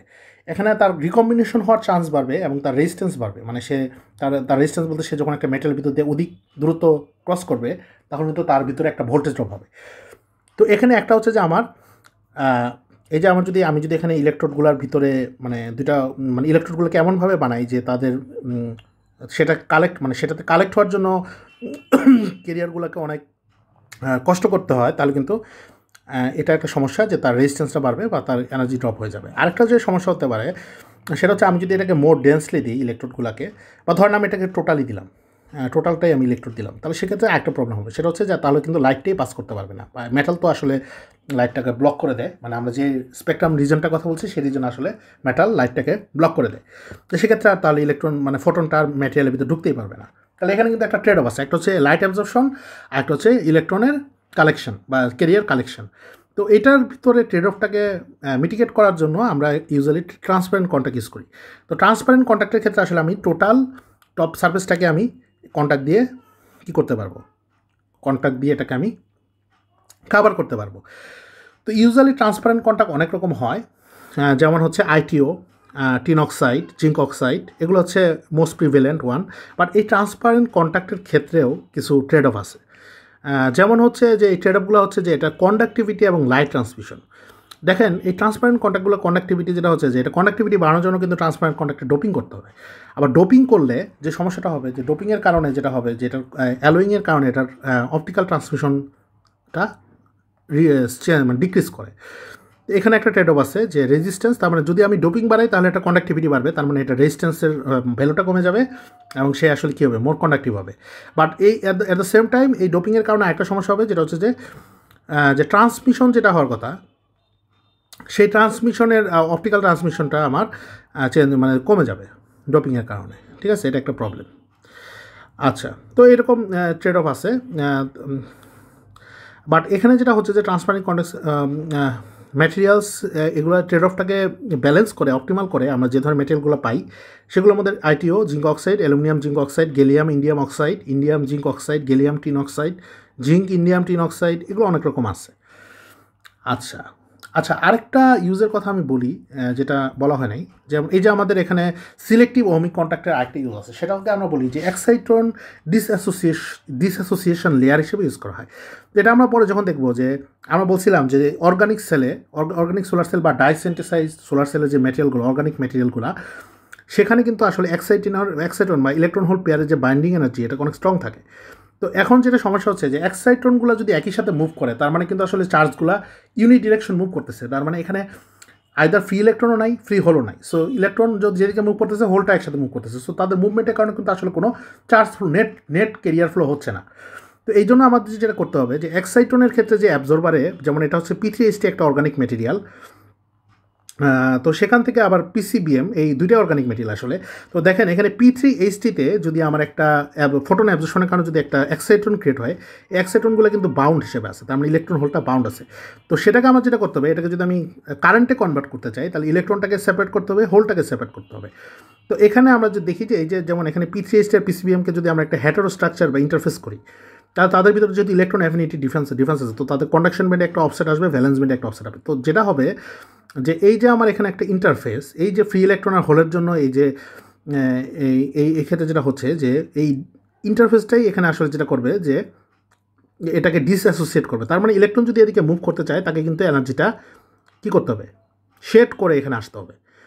আর সিমিলারলি আবার তখন শেড করে যখন সে আসবে তখন সে কিন্তু ওই বন্ডটাকে ভেঙে ফেলবে, তার মানে তখন আর তার সে বাইন্ডিং এনার্জিটা থাকবে না। ঠিক আছে, সো এই যে এনার্জিটাকে সে ডিসঅ্যাসোসিয়েট করলো, এটাকে করে সে কিন্তু এখানে কী করলো, সে P3HT থেকে পিসিবিএমে চলে আসলো। তাহলে এটা হচ্ছে যে এখানে যেটা বলতেছে যে as seen a properly design interface with appropriate steps in the electron and hole affinities, মানে এই যে এই হোল আর ইলেকট্রন অ্যাফিনিটি যে অফসেটটা আছে এটা কারণে ইকুইভ্যালেন্টলি কী হবে, লুমো আর হোমো লেভেলস, মানে লুমো যেটা হচ্ছে যে লোয়েস্ট আনঅকুপাইড মলিকুলার অরবিটাল, আর এটা হচ্ছে আমার যেটা কন্ডাকশন ব্যান্ডের এইচ, আর হোমো হচ্ছে ভ্যালেন্স ব্যান্ডের এইচ। ঠিক আছে, তো এই যে তাদের যে এই লুমো আর হোমোর ভিতরে যে এনার্জির যে ডিফারেন্সটা, এটা কারণে সেটা কী করবে, এই এনার্জিটা আমাদের এই এক্সাইটনটাকে ডিসঅ্যাসোসিয়েট করে দিতে পারে, হ্যাঁ, resulting in free electron in the right hand side material, যেটা হচ্ছে পিসিবিএমে, আর free hole in the left hand side material, বা যেটা হচ্ছে P3H3-তে। আচ্ছা, তাহলে এটাও একটা সিলেক্টিভ কন্ট্যাক্টের মতো একটা লেয়ার, কিন্তু এখানে এটার পারপাসটা ডিফারেন্ট। এটা হচ্ছে ইলেকট্রন হোল পেয়ার বা এক্সাইটনটাকে ডিসঅ্যাসোসিয়েট করার জন্য ইউজ হচ্ছে। আচ্ছা আচ্ছা, এখানে আমরা এই ধরনের, আপনারা যদি দেখেন যে আপনারা যখন সোলার সেলে আপনাদের একটা প্রজেক্ট আছে এখানে, এবং এক্ষেত্রে এই ম্যাটেরিয়াল বা এই ধরনের একটা চার্ট আপনাদের লাগবে, তো এখানে যেটা দেখানো হচ্ছে যে আসলে আমরা এখানে দুইটা ম্যাটেরিয়াল দেখাইছি। এটা এখানে যদি দেখেন যে এই জিনিসটা হচ্ছে সিলিকন, আর এটা হচ্ছে সিলিকন, আর এটা কি P3H3, একটা অর্গানিক ম্যাটেরিয়াল। এটা হচ্ছে সিলিকন আর এটা হচ্ছে P3H3। তো এই দুইটা ডিফারেন্ট ব্যান্ড গ্যাপের জন্য আমরা এখানে এই সাইডেরগুলো যদি আপনি দেখেন যে এখানে আমরা কিন্তু কিছু কন্ট্যাক্ট লেয়ার দেখাইছি, আর বাম সাইডে কিছু কন্ট্যাক্ট লেয়ার দেখাইছি, ঠিক আছে। এখন ইন জেনারেল যদি আপনি দেখেন যে এটা ডান সাইডে যেগুলো আছে, যেমন আপনি সিলিকন চিন্তা করেন, যেমন সিলিকনের ডান সাইডে যদি আপনি এদিকে আসেন, এখানে দেখেন এগুলো সবগুলোই কিন্তু আসলে কি, এখানে দেখেন যে এদের ভ্যালেন্স ব্যান্ডের অফসেটগুলো কি নিচের দিকে। দ্যাট মিনস আপনি যদি সিলিকনের সাথে এই ডান দিকে একটা কন্ট্যাক্ট ফর্ম করেন এই ম্যাটেরিয়ালগুলো দিয়ে, তাহলে এগুলো আসলে কী ধরনের ম্যাটেরিয়াল, এগুলো দিয়ে কী হবে, এগুলো হবে আসলে hole blocking electron transport layer. But এখানে জাস্ট হোলটাকে ব্লক করবে, যেমন হোলটাকে যে শুধু সে ব্লক করবে এনার্জি দিয়ে অফসেট দিয়ে তা না, বাট এখানে আরেকটা জিনিস আছে। দেখেন আমাদের এখানে আরেকটা ট্রান্সপোর্ট লেয়ার চুজ করার সময় একটা হচ্ছে সে যেটাকে ব্লক করতে চায় তার সাথে যেন তার অফসেটটা বেশি হয়, মানে অ্যাবজর্বারের সাথে ওই ব্যান্ডের অফসেটটা বেশি হয়, ওই যে ব্যান্ডের হোলটা থাকবে, মানে ভ্যালেন্স ব্যান্ড। বা ট্রান্সপোর্ট লেয়ার হিসেবে যখন থাকবে যে ইলেকট্রন, তাহলে ইলেকট্রনটা কিন্তু থাকবে অলওয়েজ কন্ডাকশন ব্যান্ড। এখন আপনি একটা জিনিস খেয়াল করেন যে এই যে আপনার সিলিকন, তো সে নর্মালি ইলেকট্রন যেটা করে, যেটা হচ্ছে যে সিলিকনে যেটা করে, সে ফটোভোল্টাইক সেলে একটা কী প্রবলেম, যেটা হচ্ছে সে আপনি ব্যান্ড গ্যাপের উপরে যত এনার্জি দেন না কেন, যে Hμ থেকে আপনি যত, মানে যদি গ্যাডার দিন ইজি হয়, এটা আসলে Hμর পরে সে কতটুকু বেশি এটা আসলে ডিপেন্ড করে না। আপনি যদি ধরেন আপনার দরকার আছে 1.1 ইলেকট্রন ভোল্ট, আপনি যদি 2 ইলেকট্রন ভোল্টও দেন, সে দেখা যাবে যে সে 1.15 বা এরকম একটা ইলেকট্রন ভোল্টেই সে থাকবে। তার মানে সেই যে অ্যাক্সেস এনার্জিটা থাকলো এটাকে সে শেড করবে, সেটা থার্মালাইজ হবে, এটাকে অন্য মানে ম্যাটেরিয়ালের ভিতরে একটা হিট হিসাবে এটা ওয়েস্ট করবে। এটা একটা ফটোভোল্টাইক সেলের একটা কী প্রবলেম, ঠিক আছে। তো যেটা হলো যে এই যে সোলার সেলের এই জিনিসটা যে থার্মালাইজ করে কিন্তু সে এনার্জিটা লস করলো। এখন আপনি দেখেন যে আপনি যখন একটা কন্ট্যাক্টে যাবেন, তো এই যে এখানে কন্ট্যাক্টটা, এই কন্ট্যাক্ট ধরেন সে ফর এক্সাম্পল আপনি 4.3 এই ম্যাটেরিয়ালটা ইউজ করতেছেন ট্রান্সপোর্ট লেয়ার হিসেবে, তাহলে যে সমস্যাটা হবে যে এখান থেকে যখন ইলেকট্রনটা যাবে, সে কিন্তু যখন ট্রান্সপোর্ট লেয়ারে যাবে সে কিন্তু ট্রান্সপোর্ট লেয়ারেরও কন্ডাকশন ব্যান্ডে থাকবে। সো ট্রান্সপোর্ট লেয়ারে কন্ডাকশন ব্যান্ডে থাকতে গেলে তাকে কিন্তু এইটুক এনার্জি আবার তাকে লস করতে হবে, ঠিক আছে, কারণ সে এইটুক এনার্জি শেড না করে তো সেটা এই কন্ডাকশন ব্যান্ডে আসতে পারবে না। সো এখানে যেটা সমস্যা হচ্ছে যে আমরা চাই যেন ওই ট্রান্সপোর্ট লেয়ারের যে, যেমন ইলেকট্রন ট্রান্সপোর্ট লেয়ারের ক্ষেত্রে যেটা হবে যে অ্যাবজর্বারের কন্ডাকশন ব্যান্ডের এইচ আর ট্রান্সপোর্ট লেয়ারের কন্ডাকশন ব্যান্ডের এইচ যেন খুব কাছাকাছি হয়, আর অন্যটা যেটা হোল ব্লকিংটা এটা যত বেশি হয় এটা তত ভালো। সিমিলারলি আমরা এই সাইডের দিকে যদি আমরা দেখি, এই সাইডের ক্ষেত্রে যেটা হবে, এগুলো সবই আসলে যেটা আছে এগুলো হচ্ছে হোল, এটা হচ্ছে electron blocking hole transport layer. তো সিমিলারলি এক্ষেত্রেও যেটা আমরা বলবো যে ইলেকট্রনটাকে ব্লক করার জন্য যত বেশি অফসেট কন্ডাকশন ব্যান্ড এইচের সাথে অ্যাবজর্বারের সাথে ট্রান্সপোর্ট লেয়ারের কন্ডাকশন ব্যান্ড এইচের যত অফসেট হয় সেটা ভালো, বাট হোল ব্লকিং যেহেতু সে হোলটাকে ট্রান্সপোর্ট করবে, সো হোলের সাথে যেন আবার হোলের ভ্যালেন্স ব্যান্ডের অফসেটটা যেন অ্যাবজর্বার আর ট্রান্সপোর্ট লেয়ারের মধ্যে খুব একটা না হয়। এখানে কিছু লেখা আছে, এটা আপনারা পড়ে দেখেন, বাট কী মানে কনসেপ্টটা বা কী ইনফরমেশনটা এটাই। আচ্ছা, তাহলে আমরা এখান থেকে মোটামুটি বেশ কিছু ইম্পর্টেন্ট জিনিস দেখলাম। আচ্ছা, আরেকটা জিনিস ক্রুশাল যেটা, এটা হচ্ছে যে অ্যাবজর্পশন লেন্থ আর কালেকশন লেন্থ। আসলে দেখেন একটা এফিসিয়েন্ট সোলার সেল যদি আমি বলি, মানে ইটাটা যত বেশি করা যায়, এটা আমার যত বাড়ে, এটা মানে হচ্ছে আমার সোলার কমার্শিয়াল সেল। এখানে দুটা জিনিস আছে, একটা হচ্ছে অ্যাবজর্পশন অফ ফোটন আর একটা হচ্ছে ট্রান্সপোর্ট অফ ইলেকট্রন। আচ্ছা, তাহলে অ্যাবজর্পশন অফ ফোটনের জন্য দেখেন এটা যে জিনিসটা হচ্ছে যে অ্যাবজর্পশন লেন্থ আর কালেকশন লেন্থ। কার অ্যাবজর্পশন লেন্থ? এটা হচ্ছে ফোটন অ্যাবজর্পশন লেন্থ, আর কালেকশন লেন্থটা কার? ক্যারিয়ারের। এটা ম্যাচিং ইস্যু হয়, যেমন একটা ম্যাটেরিয়াল হতে পারে যেটা স্ট্রং অ্যাবজর্বার অফ ফোটন না, তার মানে স্ট্রং অ্যাবজর্বার অফ ফোটন না মানে তার অ্যাবজর্পশন কোএফিসিয়েন্টটা উইক।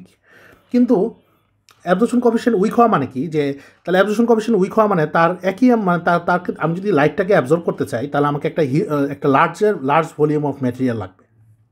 এখন যদি সমস্যা হচ্ছে এই লার্জ ভলিউম অফ ম্যাটেরিয়ালটা যে আমি এখানে দিব, এখন যে তাহলে ধরেন এটা হচ্ছে আমার কন্ট্যাক্ট, এটা হচ্ছে এই ব্ল্যাকটা কন্ট্যাক্ট, নিচে এটাও কন্ট্যাক্ট। এখন যেটা হচ্ছে যে কালেকশন লেন্থ হচ্ছে যে একটা মেটেরিয়ালের যে কালেকশন বলতে যে একটা মেটেরিয়ালের ভিতরে একটা ক্যারেক্টারিস্টিক ডিফিউশন লেন্থ থাকে, হ্যাঁ, ডিফিউশন লেন্থ। এই ডিফিউশন লেন্থ হচ্ছে ইলেকট্রন এবং হোল। তার মানে ডিফিউশন লেন্থ হোলতে বলতে বোঝায় যে এইটুক লেন্থ যাওয়ার পরে সে নর্মালি রিকম্বাইন হয়ে যায়, মানে সে ইলেকট্রন হোল পেয়ার রিকম্বাইন করে সে ওই ফ্রি ক্যারিয়ারটা লস্ট হয়ে যায়। তো এখন ধরেন আমার এলসিটা হচ্ছে তার অ্যাকচুয়ালি এফেক্টিভ কালেকশন লেন্থ। তার মানে এরপরে এখানে যদি কোনো একটা ইলেকট্রন, ধর ইলেকট্রনটা আমি এখানে কালেক্ট করতেছি, তাহলে আমার এই যে রিজনটা, এই রিজনে যে ইলেকট্রনগুলো জেনারেট হবে, ইলেকট্রন হোল পেয়ার জেনারেট হবে, সেই ইলেকট্রনগুলো কিন্তু আসলে কী করতে পারবে না, এই কন্ট্যাক্টে আসতে পারবে না। সো তার মানে এখানে ওয়েস্টেড ভলিউম, মানে এখানে যদিও ইলেকট্রন হোল পেয়ার জেনারেট হয় সেটা আসলে আমার কোনো কাজে আসবে না।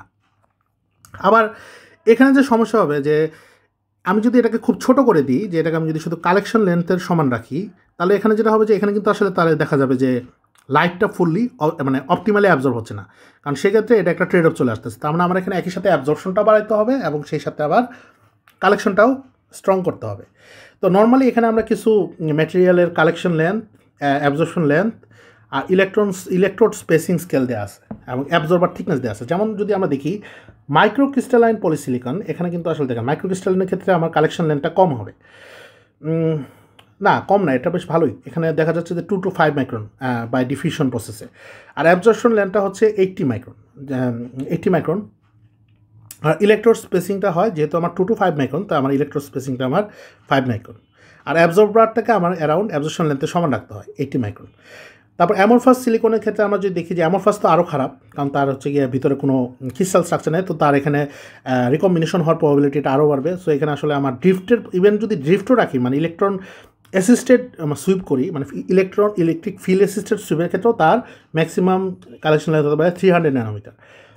আর আবার এই ক্ষেত্রে একটা সুবিধা আছে যে অ্যামরফাস সিলিকনের ক্ষেত্রে সে হচ্ছে খুব স্ট্রং অ্যাবজর্ব করতে পারে, তো এই ক্ষেত্রে তার আবার ইয়াটা হচ্ছে 1 মাইক্রন। তো এখানে ইলেকট্রোড স্পেসিংটা যেহেতু এখানে খুবই সিগনিফিকেন্টলি, এটা 1/3, মানে 1 মাইক্রনের 1/3 মতো কিন্তু হচ্ছে আমার তার কালেকশন লেন্থ। সো আমার অ্যাবজর্বার লেন্থটা রাখবো আমি অ্যাবজর্পশন লেন্থের কাছাকাছি, আর কালেকশন লেন্থটাকে আমরা রাখবো 300 ন্যানোমিটার। এখন অ্যাবজর্পশন লেন্থ মানে আসলে কি, সম্ভবত এটা দিয়ে তারা আমি জানি না কী বুঝেছি, কিন্তু 1/E, তার মানে হচ্ছে এখানে অন্তত 67% ড্রপ হয় যেখানে, বাট এর একটা ডেফিনেশন আছে অবশ্যই, তারা এখানে বলে নাই। বাট একটা সার্টেন অ্যামাউন্ট অফ লাইটটা অ্যাবজর্ব হওয়া পর্যন্ত যে লেন্থটা দরকার সেটা। আচ্ছা, তো এখানে যেমন P3HT একটা অর্গানিক ম্যাটেরিয়াল, এটাতে এক্সাইটনগুলার নর্মালি যেটা হচ্ছে এক্সাইটনগুলো মুভ করতে পারে, মানে এখানে এক্সাইটন জেনারেট হবে P3HT-তে, বাট তাকে কিন্তু একটা ইন্টারফেসে যেতে হবে এক্সাইটনটাকে ডিসঅ্যাসোসিয়েট করার জন্য, যেটা আমরা কিছুক্ষণ আগে এখানে দেখলাম, এই যে এই প্রসেসটার জন্য তাদেরকে ওই ইন্টারফেসটাতে যেতে হবে। তো এই ধরনের ম্যাটেরিয়ালের ক্ষেত্রে আমরা যদি দেখি যে এক্সাইটনের যে মোবিলিটি মানে কালেকশন লেন্থটা, মানে এক্সাইটনটা 5 থেকে 10 ন্যানোমিটার পর্যন্ত মুভ করতে পারে, এবং কোনো কোনো ক্ষেত্রে এটা 150 ন্যানোমিটার হতে পারে, ঠিক আছে। তো এটা ডিসঅ্যাসোসিয়েট হওয়ার পরে সে ড্রিফট প্রসেসে হোল হতে পারে 200 থেকে 300 ন্যানোমিটার ড্রিফট করতে পারে। তো এখানে আবার এটার অ্যাবজর্পশন লেন্থটা হচ্ছে 300 থেকে 400 ন্যানোমিটার। আচ্ছা, তারপরে যেটা হচ্ছে এখন ডিপেন্ডিং অন দ্য এক্সাইটনটা আসলে কোথায় ডিসঅ্যাসোসিয়েট করতেছি তার উপর ডিপেন্ড করে ইলেকট্রোড স্পেসিংটা চেঞ্জ করা যায়। যেমন ইলেকট্রোড যদি আমরা এক্সাইটনটাকে ঠিক ইলেকট্রোডের ইন্টারফেসে ডিসঅ্যাসোসিয়েট করি, তাহলে সেক্ষেত্রে এটা 5 থেকে 150 ন্যানোমিটার হবে। আর যদি এটা আমরা আলাদা একটা ইন্টারমিডিয়েট ইন্টারফেসে ডিসঅ্যাসোসিয়েট করি, তার মানে ইলেকট্রন হোলটা ডিসঅ্যাসোসিয়েট হওয়ার পরে সে ট্রাভেল করে ইলেকট্রোডে যাবে, সেক্ষেত্রে এটা 10 to 130 ন্যানোমিটার হতে পারে। আচ্ছা, এখানে কিছু ক্যারেক্টারিস্টিক এক্সাম্পল আছে। আরেকটা ক্লেভার ওয়ে আছে, এটা আমরা আসলে কীভাবে এই জিনিসগুলোকে ট্রেড অফ করা, যেগুলো আমরা ডিটেল পরে অন্য একটা লেকচারে দেখবো, আজকে জাস্ট একটু আইডিয়া দিলাম। আচ্ছা, এখানে আরেকটা জিনিস যেটা ইম্পর্টেন্ট সেটা হচ্ছে যে এই একই সাথে দুইটাকে অপটিমাল করারও কিছু স্ট্রাকচার আছে। যেমন এখানে যদি আমরা দেখি যে এখানে এই কন্ট্যাক্টগুলোকে আমরা ল্যাটারালি রাখতেছি, যেমন এটা হচ্ছে আমার ধরেন ক্যাথোড, এটা হচ্ছে অ্যানোড। তো ল্যাটারালি রাখলে কিন্তু দেখেন যেটা হবে যে ল্যাটারাল হলে এই যে ইলেকট্রন হোল পেয়ারগুলো যেটা জেনারেট হবে তারা কিন্তু ল্যাটারালি কালেক্ট হবে, ইলেকট্রনগুলো এদিকে চলে আসবে, হোলগুলো এদিকে চলে আসবে। যে এটা ধরেন আমার ক্যাথোড আর এটা হচ্ছে আমার অ্যানোড। সো এগুলো কিন্তু ল্যাটারালি ফ্লো করতেছে। সো ল্যাটারালি যখন ফ্লো করবে তাহলে কিন্তু আমার এখানে কোনো ট্রেড অফ নাই। তাহলে আপনি চাইলে এটাকে ম্যাক্সিমাম, আপনি যেমন এদিক থেকে অ্যাবজর্পশন ভলিউমটাকেও ম্যাক্সিমাইজ করতে পারবেন, আবার ঠিকই সিমিলারলি এখানে আপনি ট্রান্সপোর্টের যে কালেকশন লেন্থটাকেও আপনি মানে যতটুকু দরকার রিকোয়ার্ড সেটা রাখতে পারবেন। তাহলে এখানে যেটা বলতেছে এটাই যে the lateral collection design in which the absorption and collection lengths are decoupled and not parallel, the vertical anode and cathode electrodes alternate in position but connect to their respective interconnect structure on the bottom substrate. আচ্ছা, তার মানে যেটা হচ্ছে যে এখানে আসলে এই যে তাদের যে ইন্টারকানেকশনটা, এখানে তো এগুলো হচ্ছে এক্সটেন্ডেড ইলেকট্রোড, বাট এদের একটা সার্টেন একটা মানে ইন্টারকানেকশনের একটা সাবস্ট্রেট আছে যেখানে তারা আলাদাভাবে সেপারেটলি কানেক্টেড। আচ্ছা, তো এটা হচ্ছে একটা ওয়ে যেখানে আমরা ইয়ে করতে পারি। এখানে আপনার একটু এটা লেখাগুলো একটু পড়ে দেখেন, এইগুলোই বলা হয়েছে আসলে। আচ্ছা, এখন আমরা একটু তাহলে এগুলো খুব ক্রুশাল কিছু ইস্যু আমরা ডিসকাস করছি। এখন আমরা একটু জেনারেল কিছু জিনিস দেখি, যেমন হচ্ছে একটা পিভি টেকনোলজি টাইমলাইন। তাহলে আসলে ফটোভোল্টাইক এফেক্টটা ব্যাকটেরিয়াল অবজার্ভ করেছিল 1839 সালে, ওনার নামে ব্যাকটেরিয়াল নামে একজন সায়েন্টিস্ট। তারপর অ্যাডামস অ্যান্ড ডে নামের দুইজন সায়েন্টিস্ট, তারা এই ফটো কারেন্ট বা এই যে ফটোভোল্টাইক এফেক্টের কারণে যে কারেন্ট জেনারেট, তারা সেলেনিয়াম নামক একটা মেটেরিয়ালে তারা অবজার্ভ করছে 1876। তো এই মেকানিজমটা দিয়ে তারা একটা থিন ফিল্ম শর্টকি ব্যারিয়ার ডিভাইস বানাইছে 1900 1900। শর্টকি ব্যারিয়ার ডিভাইস মানে আমি যেটা বললাম, এই টাইপের একটা ডিভাইস, তারা বানাইছে। আচ্ছা, তারপরে 1950s দিকে প্রথম PN junction solar cell develop করা হয়। তখন অ্যারাউন্ড 1954 যে সোলার সেলগুলো ছিল সেগুলো 6% ছিল। তারপরে আমরা যখন ফসিল ফুয়েলের ক্রাইসিস শুরু হলো অ্যারাউন্ড 1970s, তখন পিভি রিসার্চটা বুস্ট হলো এবং এটা রিনিউড ইন্টারেস্টে এখন আরও বাড়ছে গ্লোবাল ওয়ার্মিং আর এনভায়রনমেন্টাল কনসালটেশন। তো এখন আসলে সোলার সেলটা বা এই যে ফটোভোল্টাইক এক্সপেনশনটা মোর ক্রুশাল, এবং রিনিউয়েবল এনার্জির ভিতরে আসলে ফটোভোল্টাইকটাই মোস্টলি রিলায়েবল, এবং এটা এখন ওয়াইড স্প্রেড অ্যাপ্লিকেশনটা ইউজ হচ্ছে সোলার সেলের। আচ্ছা, তো এখন যেটা হচ্ছে এখানে লেখাগুলো আছে, এই জিনিসটা একটু ডিটেলস বাংলায় বলা আছে, আপনার এটা পড়ি, এটা আমি আসলে দেখার মতো কিছু নাই। আচ্ছা, এখন আমরা একটু প্যানেলের দিকে যদি আসি, আপনারা প্র্যাকটিক্যালি তো আসলে সোলার সেল তো আর দেখবেন না, আপনারা দেখবেন প্র্যাকটিক্যালি যেটা দেখবেন এটা হচ্ছে একটা সোলার প্যানেল। তো সোলার প্যানেলের ভিতরে যেটা দেখবেন যেরকম ছোটো ছোটো অনেকগুলো সেল থাকে, এই সেলগুলোর উপরে দেখবেন যেরকম গ্রিডের মতো থাকে। এটা আসলে গ্রিড বলতে আসলে যেটা বোঝায় সেটা হচ্ছে এগুলো হচ্ছে তাদের ইলেকট্রোড। এই যে এখানে আপনার যে এই যে সাদা সাদা যে রিজনগুলো দেখতেছেন এগুলো হচ্ছে ফিঙ্গার ইলেকট্রোড, ঠিক আছে। আর ব্ল্যাক যেটা, এটা ডিপেন্ডিং অন দ্য ম্যাটেরিয়াল, কিছুক্ষণ আগে যেটা বললাম পলিক্রিস্টালাইন হলে এটা হয়তো স্কাইশ ব্লু হবে, আর মনোক্রিস্টালাইন হলে ডার্ক ব্লু হবে, ঠিক আছে। তো এই যে আসলে আমাদের তো যেমন একটা সেলের হয়তো ভোল্টেজ হবে 0.7 ভোল্ট বা 0.8 ভোল্ট, কিন্তু আমাদের প্র্যাকটিক্যালি আমরা দেখি যে সোলার প্যানেলের ভোল্টেজ লাগে হচ্ছে 12 ভোল্ট বা 16, বা এটা আসলে, তো এটাকে আসলে আমরা যেভাবে করি যে অ্যারেতে কানেক্ট করি, বিভিন্ন রকম অ্যারে আছে। যেমন এখানে যদি আমরা দেখি যে এটা একটা 12 ভোল্টের প্যানেলে আমার দেখা যাচ্ছে যে অনেকগুলো সেলকে আমরা কীভাবে কানেক্ট করছি, সিরিজে কানেক্ট করছি। তো এইভাবে সিরিজে কানেক্ট করে আমি একটা 12 ভোল্টের প্যানেল বানাইছি, ঠিক আছে। তার মানে সবগুলা সেলের ভিতর দিয়ে সেম কারেন্ট ফ্লো করবে, এই আর কি। আচ্ছা, তাহলে আরেকটা জিনিস আমরা যদি দেখি সেটা হচ্ছে যে এখানে আরেকটা জিনিস যেটা দেখা যায়, তো এটাকে আসলে আমরা এখানে এই জিনিসটা এখানে দেখানো হয়েছে যে when charged by the sun the basic unit generates a DC। আচ্ছা, তার মানে এটা যেটা বোঝানো হচ্ছে যে আসলে সোলার সেলটা এই জন্য এটাকে সেল বলা হচ্ছে, কারণ এটা হচ্ছে ফটোভোল্টাইক মডিউলের একটা সেল বা একটা মানে বিল্ডিং ব্লক। তো এখানে যেটা হচ্ছে যে যখন সে চার্জ বাই দ্য সান, আসলে সান দিয়ে চার্জ বলতে বোঝা হচ্ছে যখন ফটোভোল্টাইক মেকানিজমটা কাজ করতেছে, তখন এই যে একটা সেল বা একটা বেসিক ইউনিট সেটা ইউজুয়ালি অ্যারাউন্ড 0.5 থেকে 1 ভোল্ট জেনারেট করতেছে, মানে অ্যাট দ্য এমপিপি বা একটা অ্যারাউন্ড যে পয়েন্টটাতে আমরা লোডটাকে অপারেট করতেছি। তা আমরা কিন্তু দেখি যে সোলার সেলের যদি কার্ভটা দেখি এটা হচ্ছে এরকম। তো এটার সাথে যদি আমি একটা রেজিস্টিভ লোড লাগাই, এখানে একটা রেজিস্টিভ লোড যদি আমি লাগাই, তো রেজিস্টিভ লোডের কিন্তু আমার ক্যারেক্টারিস্টিক্সটা হবে এরকম। তো আসলে রেজিস্টিভ লোডের যে পয়েন্টটার সাথে এই সোলার সেলের আইপি কাপটা ইন্টারসেক্ট করবে, সেই পয়েন্টটাতে কিন্তু আসলে আমরা কী করতে পারবো, যে সেই পয়েন্টটাতে আসলে আমরা এখানে এটাকে কানেক্ট করতে পারবো, কারণ দুটো একসাথে না মিললে কিন্তু এটা আসলে অপারেট করবে না, মানে ওই পয়েন্টটাতে অপারেট করবে না, ঠিক আছে। যাই হোক, তো এভাবে আমরা যদি দেখি যে তাহলে আসলে যেটা হচ্ছে যে, তো যখন আমার এখানে এই যে শর্ট সার্কিটের ক্ষেত্রে হয়তো সে ফটো কারেন্ট দিবে, যে শর্ট সার্কিট কন্ডিশনে সে ফটো কারেন্ট হয় আসলে মানে 10 milli ampere per centimetre square. তাহলে আমরা যদি ভোল্টেজ বাড়াইতে চাই তাহলে কী করতে হবে, ইউজুয়ালি আমার ধরেন 28 থেকে 36টা সেলকে আমরা যদি সিরিজে কানেক্ট করি তাহলে অ্যারাউন্ড ধরেন আমরা 12 ভোল্ট পাবো। আর যদি আমি কারেন্ট বাড়াইতে চাই তাহলে আমাদের সেলগুলোকে প্যারালালি কানেক্ট করতে হবে। তো অ্যাকচুয়ালি যেটা হয় যে একটা সোলার প্যানেলের ভিতরে দুই ধরনের কানেকশনই থাকে, মানে প্রথমে হচ্ছে ভোল্টেজ বাড়ানোর জন্য কিছু সেলকে আমরা প্যারালালি মানে সিরিজে কানেক্ট করি, তারপর কারেন্ট বাড়ানোর জন্য আবার ওইরকম কয়েকটা কম্বিনেশন অফ সিরিজ কানেক্টেড সেলের এরেকে আমরা প্যারালালি কানেক্ট করি। আচ্ছা, তো সেটা হচ্ছে সোলার প্যানেল। আবার এখানে যেটা হচ্ছে যে আমরা যদি একটা সোলার মডিউল বলি, মানে প্যানেলের সাথে যেটা হচ্ছে যে আমরা যদি এখন একটা আচ্ছা, এটা তো গেলো মডিউলের কথা, বাট এই মডিউলগুলোকে আবার একই সাথে কানেক্ট করে একটা ফটোভোল্টাইক সিস্টেম জেনারেট করা যায়। এটা কিন্তু আসলে একটা সোলার ফটোভোল্টাইক সিস্টেম। তো সোলার ফটোভোল্টাইক সিস্টেম যেটা হয় যে এখানে বিভিন্ন মডিউলগুলোকে আবার সিরিজ প্যারালালে কানেক্ট করা হয়, তো সেটা যেটা করে যে মডিউল, যেমন একটা মডিউল যদি 12 ভোল্ট জেনারেট করে, তাহলে আমি যদি আমার আউটপুট ভোল্টেজ দরকার হয় 60 ভোল্ট, তাহলে আমি এরকম 5টা মডিউলকে সিরিজে কানেক্ট করতে পারি। তো এভাবে আস্তে আস্তে আমরা তাহলে দেখেন আমরা সেলকে সিরিজ প্যারালেল করে বানাচ্ছি সোলার প্যানেল বা মডিউল, সেই মডিউলগুলোকে আবার সিরিজ প্যারালেল করে আমরা বানাচ্ছি একটা সোলার ফটোভোল্টাইক সিস্টেম। এবং এই সিস্টেমটাই কিন্তু আসলে আমার যেটা এগুলোকে বলা হয় স্ট্রিং মানে হচ্ছে এই যে কানেক্টেড এরেগুলোকে, এই প্রত্যেকটা এরের যে এই যে সিরিজ কানেক্টেড এরেগুলো, এগুলোকে বলা হচ্ছে একটা স্ট্রিং। তো এটা আসলে সোলার ফটোভোল্টাইক সিস্টেমের জন্য আলাদা কোর্স আছে, সেটা আমার এখানকার সেলের পার্ট না, বাট এটা আমি জাস্ট একটা দেখালাম যে, তো যেটা হচ্ছে যে আমার এখানে পিভি জেনারেটর থাকবে, তারপর এখানে পাওয়ার কন্ডিশনিং করবে, মানে এটা সেটা পাওয়ার কন্ডিশনিং মানে হচ্ছে আইদার সে এটাকে ডিসি থেকে এসিতে কনভার্ট করবে, বা একই ডিসি ভোল্টেজ থেকে আরেকটা ডিসি ভোল্টেজে কনভার্ট করবে, এবং সেখান থেকে সে আইদার লোডে যদি ডিমান্ড থেকে লোডে দিবে, অথবা সে ব্যাটারিতে স্টোর করবে। তো এই হচ্ছে মোটামুটি কনসেপ্টটা। আচ্ছা, এখন যেটা হচ্ছে যে সোলার সেল থেকে আমরা আসলে কীভাবে, যেহেতু আমরা এটা একটা পাওয়ার জেনারেট করতেছে, তো এটা কি একটা কারেন্ট সোর্সের মতো নাকি একটা ভোল্টেজ সোর্সের মতো?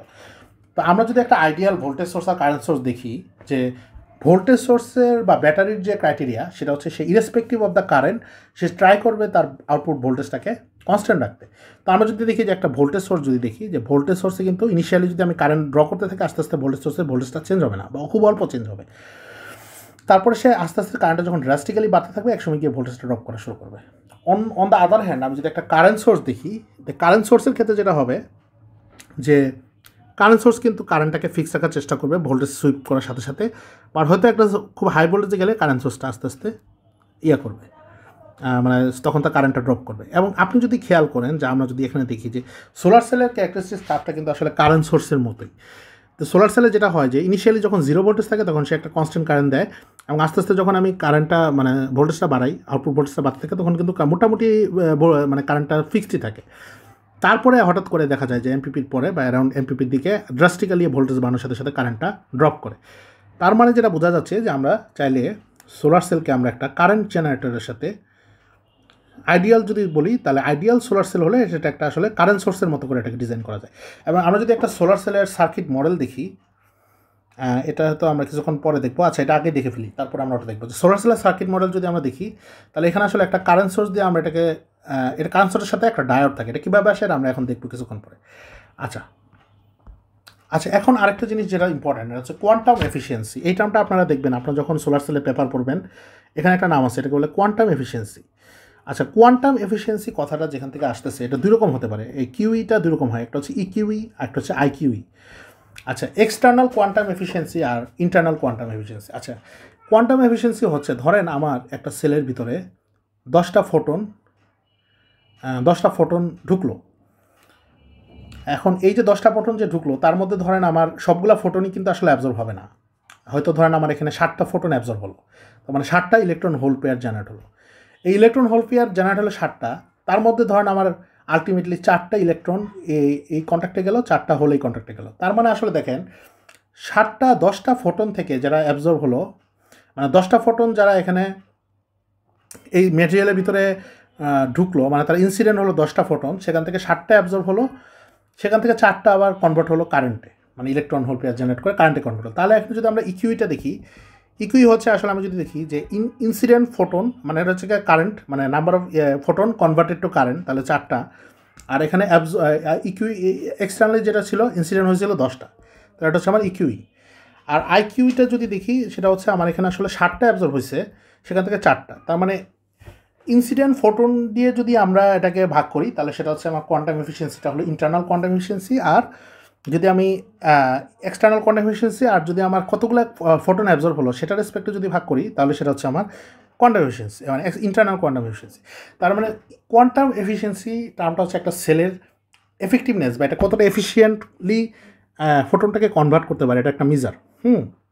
বাট এটাকে আপনারা কিন্তু পাওয়ার কনভার্সন এফিসিয়েন্সির সাথে আবার মিলাবেন না, আর power conversion efficiency is a different thing. Quantum এফিসিয়েন্সিটা হচ্ছে এটা আসলে একটা, মানে যেটা বোঝাচ্ছে যে এটা আসলে ইন্টারনালি কতটুকু এফিসিয়েন্ট ফোটনকে ইলেকট্রনে কনভার্ট করতে। আচ্ছা, তাহলে যদি আমরা এখানে খেয়াল করি যে photo current generated by solar cell illumination, এবং এটা নর্মালি শর্ট সার্কিট কন্ডিশনে এটা ইউজুয়ালি ক্যালকুলেট করা হয়। তো ধরেন একটা শর্ট সার্কিট কন্ডিশনে যেটা হচ্ছে যে ধরেন, তাহলে শর্ট সার্কিট কন্ডিশনের ক্ষেত্রে ধরেন আমার এক ফটো কারেন্টটা হচ্ছে জেএসসি, মানে ফটো কারেন্ট মানে যেটা হচ্ছে যে ইলেকট্রন হোল পেয়ার ফোটন অ্যাবজর্পশনের কারণে যে ইলেকট্রন হোল পেয়ার জেনারেট হচ্ছে, এবং সেটার কারণে যে কারেন্টটা জেনারেট হচ্ছে সেটা।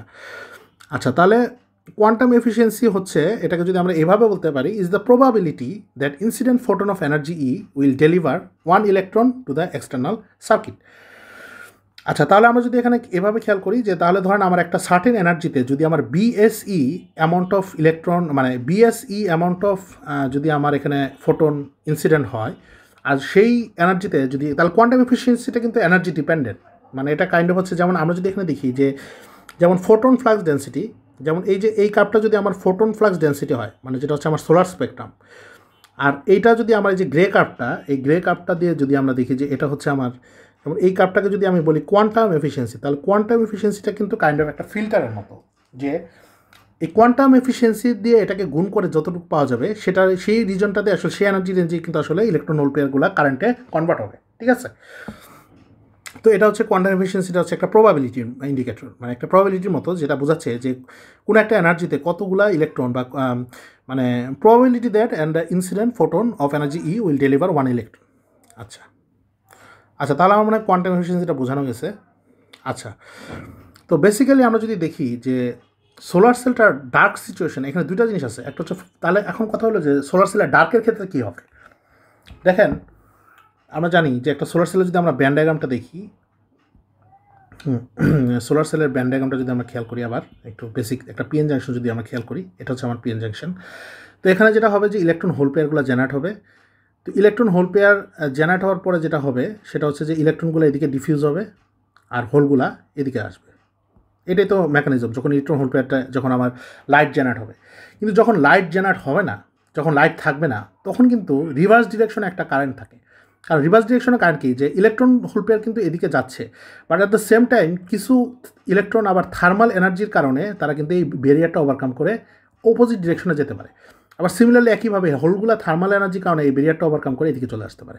তার মানে আমরা যদি দেখি যে আমাদের যেমন ডায়োডের ক্ষেত্রে আমরা কিন্তু একটা রিভার্স স্যাচুরেশন কারেন্টের কথা বলছিলাম, যে রিভার্স স্যাচুরেশন কারেন্টটা হচ্ছে কাইন্ড অফ যেটা হচ্ছে যে উল্টা ডিরেকশনে যে কারেন্টটা ফ্লো করে সেটা।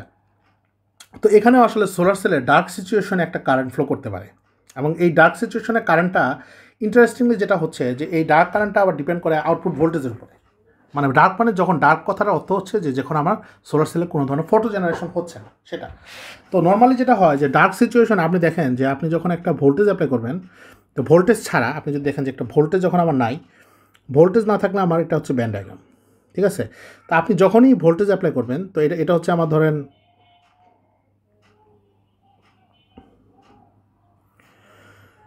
এইখানে না, আচ্ছা এটা ধরেন আমার পি, এটা হচ্ছে আমার এন।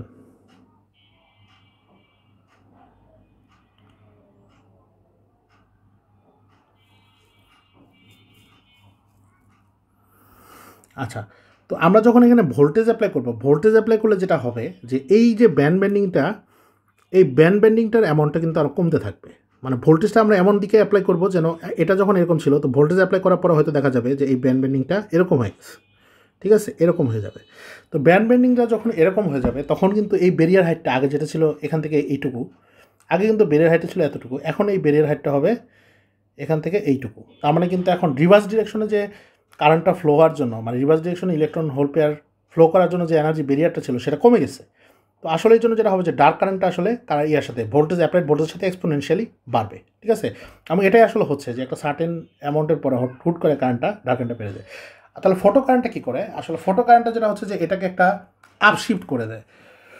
তো বেসিক্যালি আমরা যদি আসলে দেখি যে সোলার সেলের কাপটা কিন্তু এটা কিন্তু আসলে ইনভার্ট করে দেওয়া হয়েছে। প্র্যাকটিক্যালি যদি আমরা দেখি যে আমরা যদি একটা ডায়োড দেখি যে ডায়োডের কিন্তু কাপটা কেমন থাকে, তো ডায়োডের কাপটা কিন্তু আসলে কিন্তু এটা হচ্ছে যে সোলার সেলটাকে যদি আমরা দেখি যে সোলার সেলে একটা ডার্ক কারেন্ট আছে, তো এই ডার্ক কারেন্টের যেটা হচ্ছে যে এটা কিন্তু আসলে এরকম, কাপটা আসলে এরকম। তো এটাকে আমরা আসলে এখান থেকে, এটা হচ্ছে পাওয়ার জেনারেশন কোয়াড্রেন্টটা আছে, তো এটাকে আমরা এখানে আসলে ইনভার্ট করে দিছি, এটাকে পজিটিভ কোয়াড্রেন্টটা আনছি। বাট বেসিক্যালি এটা কিন্তু এরকম যে এটা আসলে একটা ডায়োড কারেন্ট, এই ডায়োড কারেন্টের সাথে অপোজিট ডিরেকশন একটা ফটো জেনারেশন কারেন্টের কারণে এই কার্ভটা আসলে মানে লো শিফট, মানে এদিকে লো শিফটেড হয়ে গেছে। এটা হচ্ছে আসলে সোলার সেলের আইভি কার্ভ। তার মানে এখানে আসলে দুইটা কারেন্ট আছে, একটাকে আমরা বলতেছি ফটো কারেন্ট আর একটা হচ্ছে ডার্ক কারেন্ট। তো এই দুইটা কারেন্ট, এই ফটো কারেন্ট আর ডার্ক কারেন্ট কিন্তু একটার অপোজিট ডিরেকশনে। তো ডার্ক কারেন্ট হচ্ছে কি, একটা ডায়োড দিয়ে মডেল করা যায়, আর ফটো কারেন্টটা যেহেতু এটা ডিপেন্ড করতেছে, এটা ইন্ডিপেন্ডেন্ট অফ দ্য ভোল্টেজ, এটা ডিপেন্ড করতেছে হচ্ছে আমার ফটো জেনারেশন রেটের উপরে, সো এটাকে আমরা একটা কারেন্ট সোর্সের মতো, যেহেতু কারেন্ট সোর্সের কারেন্ট কখনো ভোল্টেজের উপর ডিপেন্ড করে না, তো এই জন্য আমরা এটাকে একটা কারেন্ট সোর্সের মতো ডিজাইন করতে পারি। তো এটা হবে আসলে কারেন্ট সোর্স, ঠিক আছে। তো এইভাবে আসলে আমরা যদি দেখি যে তাহলে আমার এখানে ওভারঅল কারেন্টটা আন্ডার যে কোনো একটা ভোল্টেজে আমরা যদি দেখি সোলার সেলের ওভারঅল কারেন্ট হচ্ছে JSC minus J dark V. এই জেএসসিটা হচ্ছে আসলে শর্ট সার্কিট কন্ডিশন, যদি আপনি এটাকে শর্ট সার্কিট করেন তাহলে কিন্তু আসলে ডায়োডটা থাকবে না, তখন আসলে পুরো কারেন্টটা এই যে জেএসসি মানে যে ফটো কারেন্টটা সেটা আউটপুটে আসবে। সো এই জন্য এটাকে বলতেছি আমরা জেএসসি। আর যে ডার্কটা হচ্ছে এটা ভোল্টেজের সাথে সাথে চেঞ্জ হবে, এবং এই জন্য এই যে ভোল্টেজটা যত বাড়বে আমরা কিন্তু এখানে এই যে ডায়োডটা এবং একটা কারেন্টটা কিন্তু একটা অপোজিট। তার মানে আপনি যদি এখানে খেয়াল করে দেখেন যে কারেন্টটা যদি আপনি এখানে চিন্তা করেন যে এখানে আমরা যদি এখান থেকে দেখি যে এই দিক থেকে যদি কারেন্টটা ফ্লো হয়, এভাবে দেখি, আমরা যদি এখান থেকে দেখি যে এই দিক থেকে যদি আমার কারেন্টটা ফ্লো হয়, তাহলে এই কারেন্টটা কিন্তু প্রথমে এখানে এসে একটা ডার্ক কারেন্টে ভাগ হয়ে যাবে, বাকি কারেন্টটা সেটা আসলে আমার আউটপুটে আসবে। সো এটাকে আসলে এভাবে লেখা হয়েছে জে ভি সমান J S C minus J dark. আচ্ছা, ঠিক আছে। এখন আমরা এখান থেকে তাহলে এই এক্সপ্রেশনটা তো আনতে পারি, যে এই যেহেতু আমরা যে ডার্কের এক্সপ্রেশনটা জানি আর যে এসিও জানি, সেখান থেকে আমরা চাইলে এখান থেকে টোটাল কারেন্ট এক্সপ্রেশনটা আনতে পারি। আর এখান থেকে আমরা চাইলে ওপেন সার্কিট ভোল্টেজের এক্সপ্রেশনটাও আনতে পারি। ওপেন সার্কিট ভোল্টেজের ক্ষেত্রে যেটা হবে যে আসলে কারেন্ট হবে 0। সো দ্যাট মিনস যে আসলে আমার দুইটা কারেন্ট জে এসসি আর জে ডার্ক দুইটা হবে কী হবে, যেহেতু একটা অপোজিট ডিরেকশন আছে, সো আসলে দুইটা সেম হবে। তো এই কন্ডিশন থেকে আমরা আসলে ওপেন সার্কিট ভোল্টেজের একটা রিলেশন আসতে পারে। তো এখানে একটা জিনিস খেয়াল করেন যে আমি যদি একটা সোলার সেলে কারেন্ট ধরেন আমি ফটো জেনারেশন ইন্টেন্সিটি বা ফোটন ইন্টেন্সিটি যদি বাড়াই, ডার্ক কারেন্ট মানে ফোটন কারেন্ট কিন্তু এটা প্রপোর্শনাল টু ইন্টেন্সিটি। মানে আমার যদি ইনসিডেন্ট লাইটের ইন্টেন্সিটি ডাবল হয়ে যায়, তাহলে এটা কী হবে, ডাবল হয়ে যাবে, অলমোস্ট ডাবল হয়ে যাবে বা পুরোপুরি ডাবল হয়ে যাবে শর্ট সার্কিট কারেন্টটা। বাট ওপেন সার্কিট ভোল্টেজটা কিন্তু ডাবল হবে না। ওপেন সার্কিট ভোল্টেজটা কিন্তু দেখেন এই দুটা রেশিও জেএসসি বাই জে 0 + 1 এটা লগারিদমিক ইয়ার উপর। তার মানে যেটা হচ্ছে যে আসলে দেখা যাবে যে আমি যদি এখানে প্লট করি যে ওপেন সার্কিট ভোল্টেজটা খুব একটা চেঞ্জ হবে না, কিন্তু সো এটা যদি আমরা দুইটা ইন্টেন্সিটিতে যদি আমি আইভি কার্ভটা দেখি, এটা হচ্ছে আমার ইন্টেন্সিটি 1 আর এটা হচ্ছে আমার ইন্টেন্সিটি 2, বা এটা হচ্ছে আরও ইন্টেন্সিটি 3। তার মানে এখানে আমরা কিন্তু এই ডিরেকশনে যদি আমরা ইন্টেন্সিটিটাকে বাড়াই, তাহলে দেখা যাচ্ছে যে এটা হচ্ছে জেএসসি 3, জেএসসি 2, জেএসসি 1। সো কারেন্টটা কিন্তু সিগনিফিকেন্টলি চেঞ্জ হচ্ছে, কিন্তু ওপেন সার্কিট ভোল্টেজটা খুব একটা চেঞ্জ হবে না। আচ্ছা আচ্ছা, নেক্সটে আমরা যেটা দেখতে পারি সেটা হচ্ছে, আচ্ছা তো এখানে আমরা কিছুক্ষণ আগে বলছিলাম যে এফিসিয়েন্সি হচ্ছে সোলার সেলে একটা ইম্পর্ট্যান্ট পারফরমেন্স মেট্রিক্স। এটা হচ্ছে পাওয়ার কনভার্সন এফিসিয়েন্সি। আমরা এফিসিয়েন্সি বলতে দুই ধরনের এফিসিয়েন্সির কথা দেখলাম, যে একটা হচ্ছে কোয়ান্টাম এফিসিয়েন্সি আর হচ্ছে পাওয়ার কনভার্সন এফিসিয়েন্সি। বাট আমরা যখন এক্সটার্নাল মেট্রিক্স চিন্তা করবো যে আউটপুট মেট্রিক্স, তখন আসলে কনভার্সন এফিসিয়েন্সি। তো কনভার্সন এফিসিয়েন্সি যেটা হচ্ছে যে আমরা যেটা বলি যে এমপিপি পয়েন্টে, মানে যে পয়েন্টে আমরা ম্যাক্সিমাম পাওয়ারটা পাবো সোলার সেল থেকে, সেই পয়েন্টের যে পাওয়ারটা ভার্সেস পাই, এটা হচ্ছে আমার ইনপুট পাওয়ারটা, এটা হচ্ছে আমার এফিসিয়েন্সি। এবং এই এফিসিয়েন্সিটাকে আমরা বলবো যে এটা এমপিপি বা ম্যাক্সিমাম এফিসিয়েন্সি। আরেকটা জিনিস হচ্ছে ফিল ফ্যাক্টর। ফিল ফ্যাক্টর জিনিসটা হচ্ছে এটা হচ্ছে যে এটা একটা মানে যে আমার যদি মানে কার্ভটা যদি এরকম হতো যে আমার সোলার সেলটা, তো আমরা জানি যে এটা হচ্ছে ধরেন আমার এটা হচ্ছে একটা আইডিয়ালি যদি আমি চিন্তা করতাম যে ধরেন এখানে আমার এটা তো হচ্ছে আমার অ্যাকচুয়াল কার্ভ, বাট আমি যদি এভাবে চিন্তা করতাম যে একটা কারেন্ট সোর্সের মতো চিন্তা করতাম, যেটা হচ্ছে যে হুট করে একটা স্টেপ ফাংশন, যেটা হচ্ছে ওপেন সার্কিট ভোল্টেজ পর্যন্ত সে জেএসসি দিবে এবং ওপেন সার্কিট ভোল্টেজের পরে সে 0 হয়ে যাবে। এর চেয়ে বেশি তো আসলে তার পক্ষে পাওয়ার দেওয়া সম্ভব না। তার মানে এটা হচ্ছে যে ম্যাক্সিমাম এরিয়াটা এই কার্ভের আন্ডারে, জেভি কার্ভের আন্ডারে যে এরিয়াটা, এটাই তো আমার পাওয়ার। তো আমি ম্যাক্সিমাম কতটুকু এরিয়া পেতে পারি এই কার্ভ থেকে, এটা হচ্ছে আমার, যদি আমি জেএসসিটাকে একটা স্টেপ, একটা রেক্ট্যাঙ্গেলের মতো চিন্তা করি, যে এটা ইউনিট স্টেপ ফাংশনের মতো, যেটা হচ্ছে ভিওসি পর্যন্ত এটা একটা কনস্ট্যান্ট ভ্যালু, তারপর একটা 0, তাহলে ইন দ্যাট কেস আসলে যেটা পাবো সেটা হচ্ছে ম্যাক্সিমাম পাওয়ার। আর জেএমভিএমটা হচ্ছে রিয়েলিস্টিক্যালি আমরা যেটা ম্যাক্সিমাম পাওয়ারটা পেতে পারি, এই দুটা রেশিও। তো এই রেশিওটাকে আমি যত ম্যাক্সিমাম করতে পারি, এটা অ্যাটলিস্ট 80% হওয়া উচিত, বা একটু বেশি হলে ভালো। এটাকে আমরা বলি ফিল ফ্যাক্টর, এটার নাম হচ্ছে ফিল ফ্যাক্টর। তো এটা আর একটা ইম্পর্টেন্ট একটা সোলার সেলের যদি আমি বলি যে একটা হচ্ছে তার ক্রাইটেরিয়াগুলো যদি বলি, open circuit voltage, short circuit current, fill factor, আর একটা হচ্ছে তার এফিসিয়েন্সি।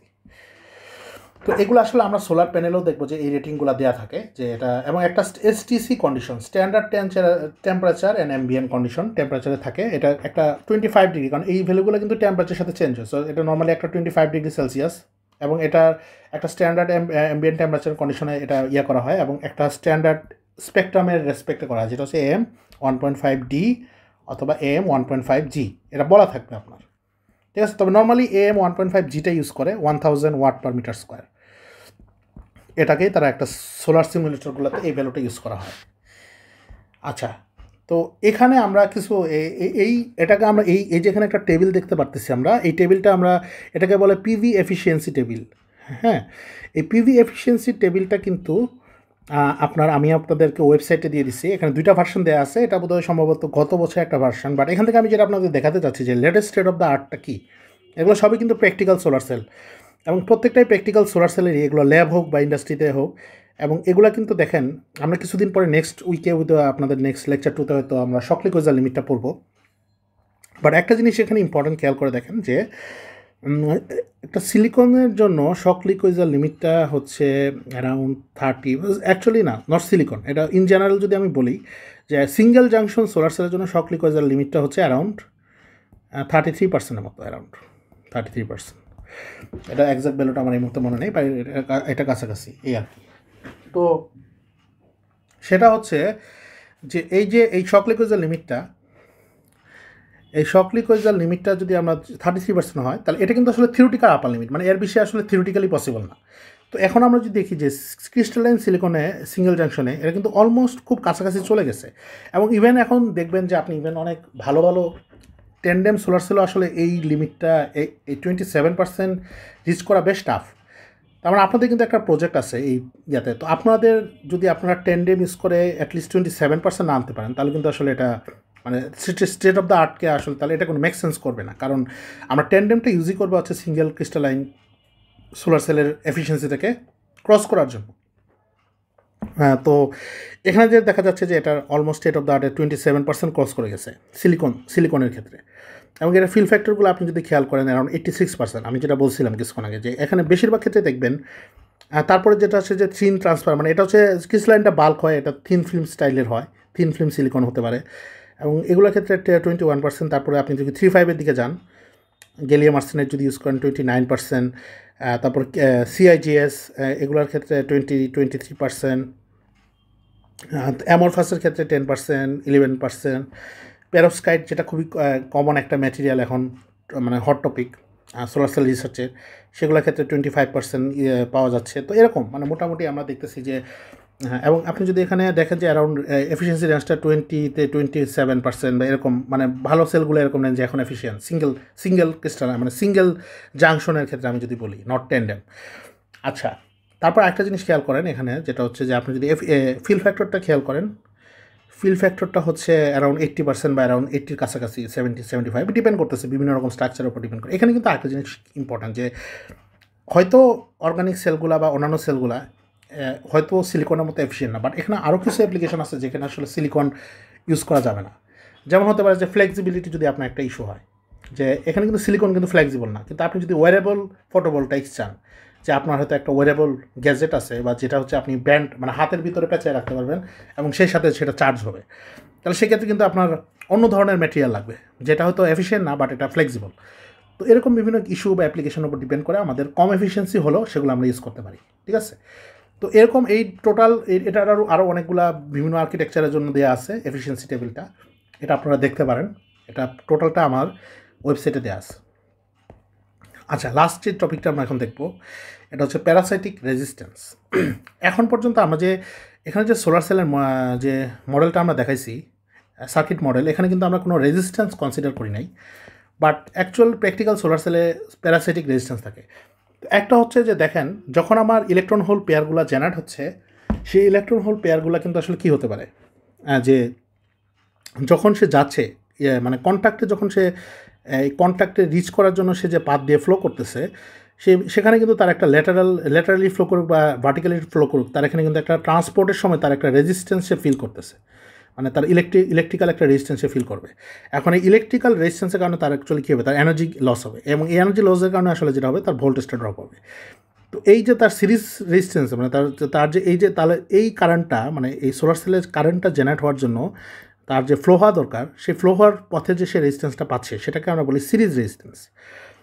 আরেক ধরনের রেজিস্ট্যান্স আছে যেটাকে বলি যে আমরা বলি প্যারালাল, তার মানে এটা হচ্ছে একটা শান্ট পাথ বাট একটা হচ্ছে প্যারাসাইটিক পাথ, যে অ্যাকচুয়ালি এই ইলেকট্রনগুলা বা ইলেকট্রন হোলগুলা এই কন্ট্যাক্টের ভিতর দিয়ে ফ্লো না করে তারা চাইলে একটা প্যারাসাইটিক পাথের ভিতর দিয়ে ফ্লো করতে পারে, এবং সেই ক্ষেত্রে যেটা হবে যে এই ইলেকট্রন হোল পেয়ারটা কিন্তু ওই কারেন্টটা আউটপুট আমরা পাবো না, সেটা আসলে কন্ডাক্টরের ভিতর দিয়ে যাবে না, সেটা অন্য একটা প্যারাসাইটিক পাথ দিয়ে চলে যাবে। তো সেটা আসলে হতে পারে অনেক কারণে, প্যারাসিটিক রেজিস্ট্যান্স আসতে পারে, যেমন হচ্ছে মানে প্যারালাল যে প্যারাসিটিক শান্ট রেজিস্ট্যান্সগুলো আসে এটা অনেক রকম হতে পারে। এটা হতে পারে যে এজেস অফ দ্য ডিভাইস, তারপর হচ্ছে আপনার গ্রেইন বাউন্ডারির কারণে হতে পারে, বিভিন্ন রকম ডিফেক্টের কারণে এই প্যারাসিটিক রেজিস্ট্যান্সটা আসে। তো এই দুইটা এফেক্টের কারণে আমার আসলে কার্ভটা চেঞ্জ হবে। যেমন আমরা যদি এখানে দেখি যে আমরা যদি এখানে শান্টের এফেক্টটা দেখি, তাহলে শান্টটা যদি সিরিজের এফেক্টটা যদি আমরা দেখি, সিরিজ রেজিস্ট্যান্সের কারণে আপনি যখন সিরিজ রেজিস্ট্যান্সটা বাড়াবেন তখন কিন্তু এই কার্ভটা ড্রাস্টিক্যালি আমার কী হবে, এমপিপির দিকে যদি আমরা দেখি যে এই কার্ভটা ওপেন সার্কিট ভোল্টেজটা সেম থাকবে, বাট এই এমপিপি পয়েন্টটা কিন্তু আরও নিচের দিকে চলে যাচ্ছে, ঠিক আছে, মানে এমপিপি পয়েন্টটা আরও বাম দিকে শিফট হচ্ছে। বাট এখানে আপনি একটা জিনিস খেয়াল করেন, যদি আমি শান্ট রেজিস্ট্যান্সটা ইনক্রিজ করি, এখানে যেটা দেখবেন যে শান্ট রেজিস্ট্যান্সগুলো কিন্তু আসলে আমার ফুল কার্ভটে ড্রপ হয়ে যাচ্ছে। হ্যাঁ, শান্ট রেজিস্ট্যান্সের কারণে যেটা হবে যে দেখা যাবে যে আমার এইখানে কিন্তু দেখেন যে এটা বাড়ানোর সাথে সাথেও এমপিপি পয়েন্টটা রিডিউস হলেও আমার কিন্তু শর্ট সার্কিট কারেন্টটা মোটামুটি সেম থাকতেছে, মানে একটা ওয়াইড ভোল্টেজ রেঞ্জে শর্ট সার্কিট কারেন্টটা ফিক্স থাকতেছে। বাট আমি যদি শান্ট রেজিস্ট্যান্সকে সিগনিফিকেন্টলি বাড়াই তখন কিন্তু আমার আসলে দেখা যাচ্ছে যে অল্প ভোল্টেজ ইনক্রিজ করলে আমার এখানে কী হচ্ছে, এই কারেন্টটা শর্ট সার্কিট থেকে ড্রপ করা শুরু করতেছে। তাহলে এক একটার জন্য এক এক রকম এফেক্ট আসে, এই আর কি। আচ্ছা,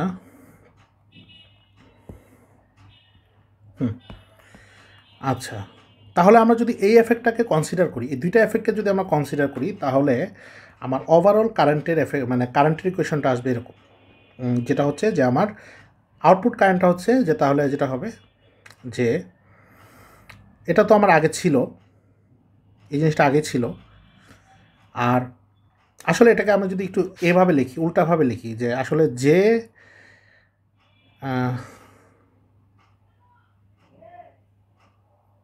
ও না না, এটা তো এখানে আছে। আচ্ছা, এটা কিন্তু আসলে এটা ছিল আমার আগে যে সেলের, হ্যাঁ, এটা আগে যে সেলটা যেটা আমার আগে ছিল সেইটা minus V plus J A R S, যে এটা হচ্ছে আসলে তার কারেন্ট, মানে এই কারেন্ট ডেন্সিটি এরিয়া দিয়ে গুণ করলে সেটা হবে কারেন্ট, ঠিক আছে।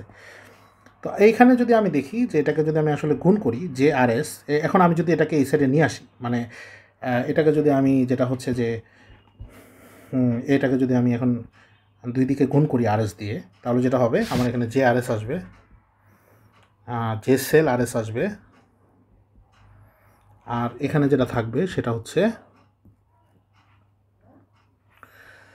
Minus V plus J A R S. আচ্ছা, তার মানে এখানে এটা কিন্তু আসলে আমরা ইয়া থেকেও দেখতে পারতেছি যে তাহলে আমরা যদি এই ভিটাকে যদি আমরা এই সাইডে নিয়ে আসি, এটা আসলে দুইটাই মাইনাস হবে, এখানে মাইনাস এখানেও মাইনাস। আচ্ছা, তাহলে এটা আসলে কেভিএল এর মতোই আসতেছে জিনিসটা, যে আমার এখানে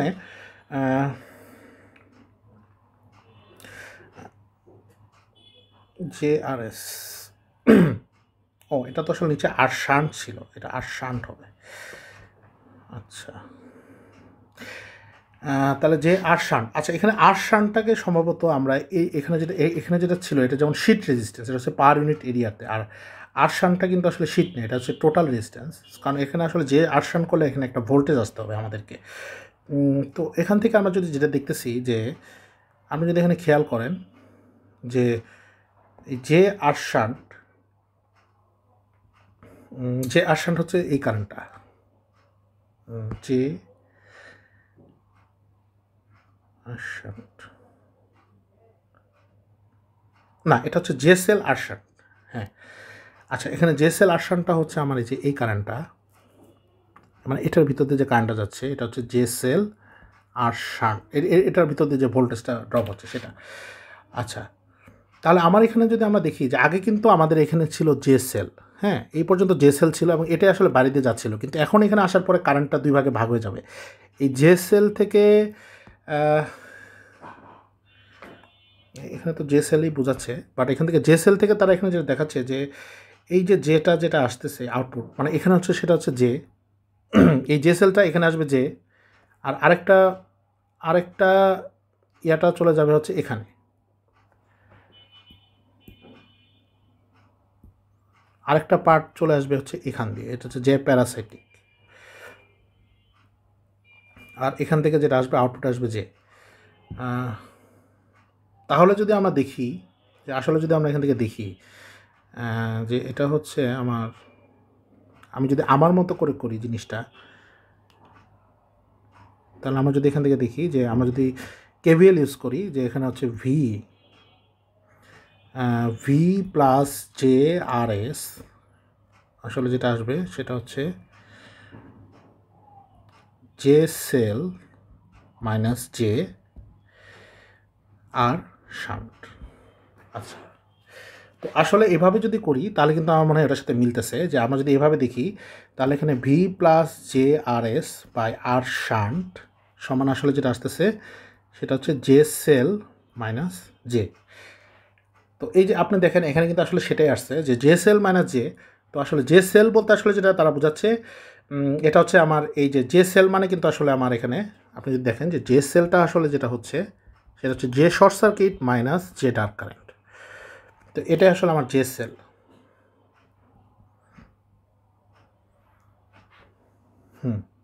তো এখানে এই জন্য আমরা এখানে জে সেল দিচ্ছি, আর এটা হচ্ছে যে এবং এই পার্টটা যেটা এটা হচ্ছে জে সেল, আর এখানে আমরা এই জেটাকে এই সাইডে নিয়ে আসলাম, এই যেটা ওরা এটাকে এই সাইডে আনছে, আর এই V plus J R S by R শার্টটাকে তারা ওই পাশে নিয়ে গেছে। এখন এখানে তারা এ আর এস দিয়ে করছে, কারণ এখানে তারা হয়তো শিট রেজিস্ট্যান্স মানে এটাকে তারা শিট রেজিস্ট্যান্স কনভার্ট করছে, হয়তো আর এসটাকে তারা যেটা পার ইউনিট মানে এটা হচ্ছে ওম পার মিটার স্কোয়ার এই ইউনিট রাখছে, আর শান্টটাকে তারা আবার টোটাল রেজিস্ট্যান্স ওম হিসাবে রাখছে, এভাবে তারা এটাকে ইউজ করছে। তো এটা হচ্ছে আমাদের ওভারঅল কারেন্টের equation with considering shunt and series resistance.